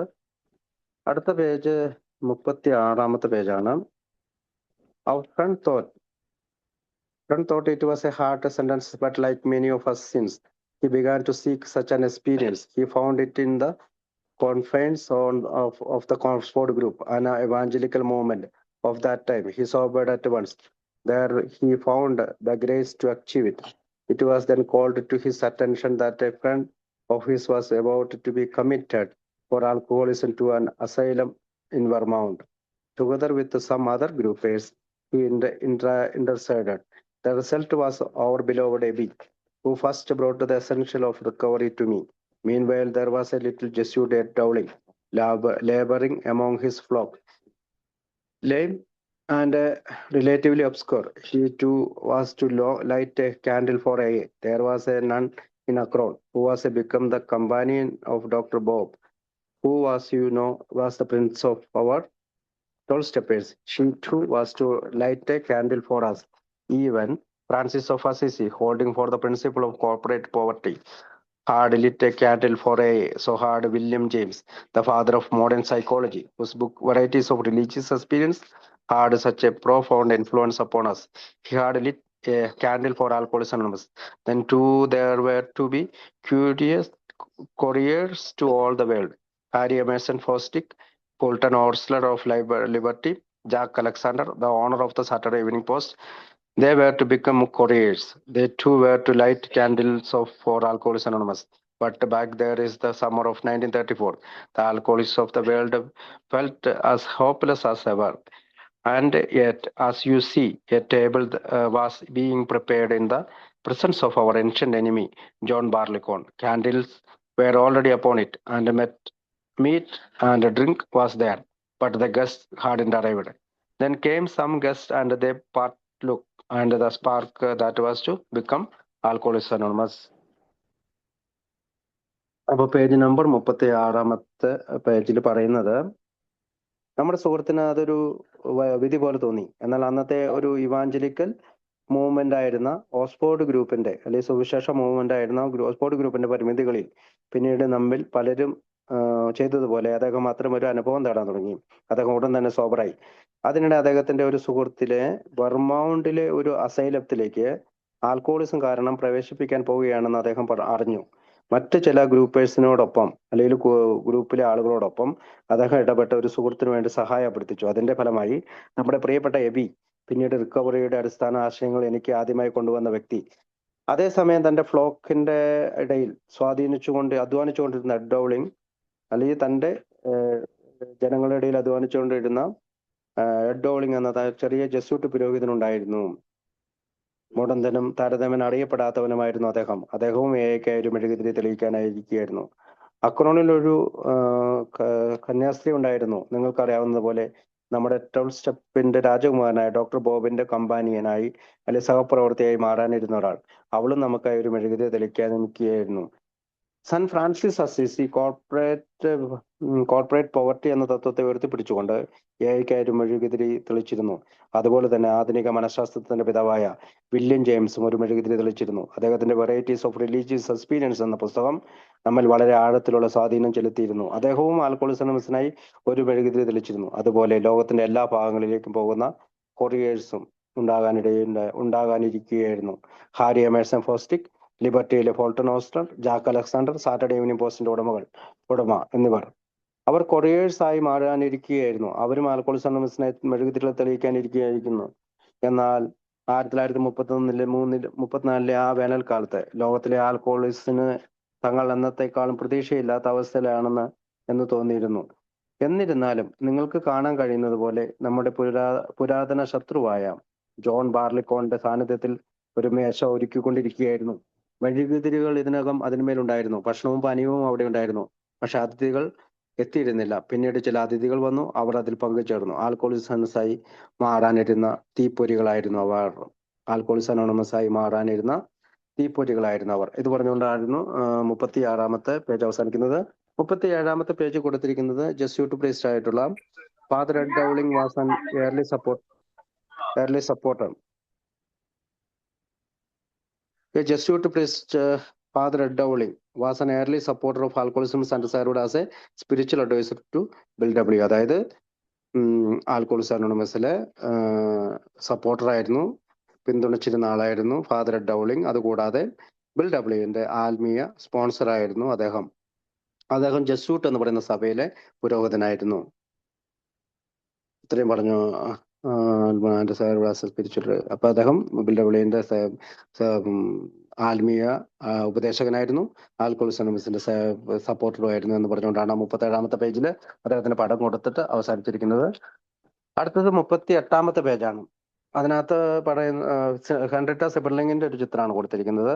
As a member of the Sister of Charity of St. Augustine, Sister Mary Ignatia cared personally for thousands of alcoholics, first at St. Thomas Hospital in Akron and later at St. Vincent Charity Hospital in Cleveland. ഇതിനകത്ത് പറയുന്നതെന്ന് വെച്ചാല്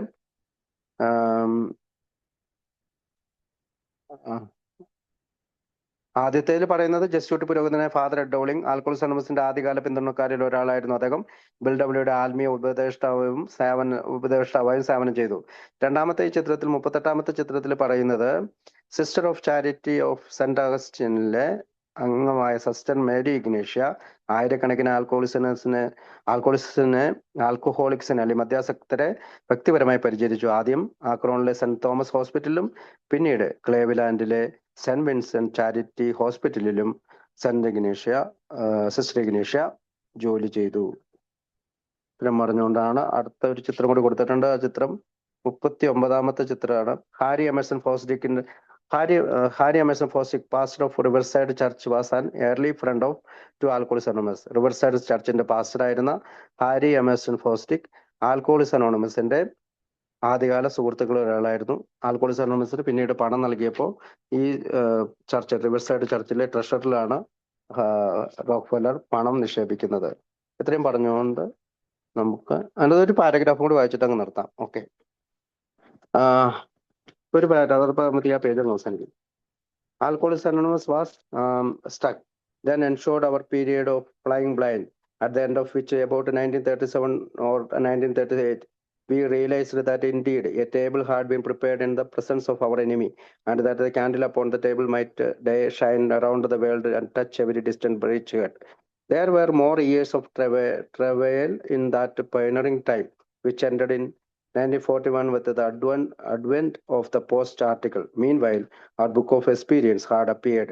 No longer need we travel in person. The message could be taken through those printed pages to distant ones who suffered.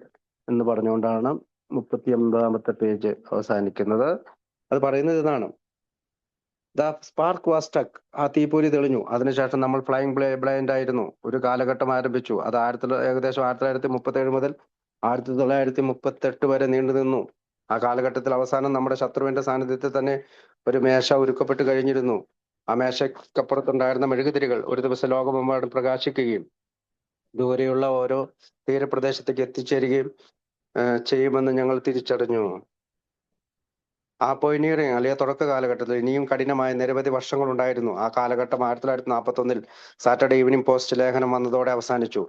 ഇതിനിടയിൽ നമ്മുടെ അനുഭവങ്ങളുടെ പുസ്തകം പ്രസിദ്ധീകരിക്കപ്പെട്ടിരുന്നു. ഇനി നമുക്ക് വ്യക്തിപരമായി യാത്ര ചെയ്തു പോകേണ്ട ആവശ്യമില്ലായിരുന്നു. അച്ചടിച്ച പേജുകളിലൂടെ തന്നെ കഷ്ടപ്പെടുന്ന ദൂരെയുള്ള ആളുകളിലേക്ക് ഏഴ് സന്ദേശം എത്തിക്കാനാകുമായിരുന്നു. 40-ാമത്തെ പേജില് കൊടുത്തിരിക്കുന്ന ഒരു ലിബർട്ടി, നമുക്കറിയാം ലിബർട്ടി മാഗസിനിൽ വന്നിരിക്കുന്ന ഒരു ചിത്രമാണ്. Shall be fire the married woman, Liberty September 30, 1939. 1939 September 30-നാണ് അത് വന്നത്. The next world champion are the Donovan, Alcoholics and God, Morris Markey. Morris Markey എന്ന് പറയുന്ന ആൽക്കോളിക്സ് അനോണിമസ് അംഗത്തിന്റെ ആൽക്കഹോളിക്സ് ആൻഡ് ഗോഡ്, അതായത് മദ്യാസക്തിനും ദൈവവും എന്നുള്ള ലേഖനമാണ് ആ പുസ്തകം ലിബർട്ടി മാഗസിനിൽ വന്നത്. അതും ആൽക്കോളിക്സ് അനോണിമസിനെ കുറിച്ചുള്ള The first national article on Alcoholics Anonymous was published in 1939 in Liberty magazine, entitled Alcoholics and God, and written by Maurice Marquis. The article helped sell several hundreds copies of the just published book. Alcoholics Anonymous കുറിച്ചുള്ള ആദ്യത്തെ ദേശീയ തലത്തിലുള്ള ലേഖനം 1939 liberty മാഗസിനിൽ പ്രസിദ്ധീകരിക്കപ്പെട്ടു. Alcoholics and God എന്നായിരുന്നു ലേഖനത്തിന്റെ പേര്. Morris മാർക്കിയാണ് അത് എഴുതിയത്. അന്ന് പുതിയതായി പ്രസിദ്ധീകരിച്ചിരുന്ന ബുക്കിന്റെ 100 കണക്കിന് കോപ്പികൾ വിൽക്കാൻ ഈ ലേഖനം സഹായിച്ചു. അങ്ങനെ നമ്മൾ 40-ാമത്തെ പേജിലെടുത്ത് അടുത്ത ഭാഗം 41-ാമത്തെ ഭാഗം അടുത്ത ആഴ്ച സംസാരിക്കാം. Thank you.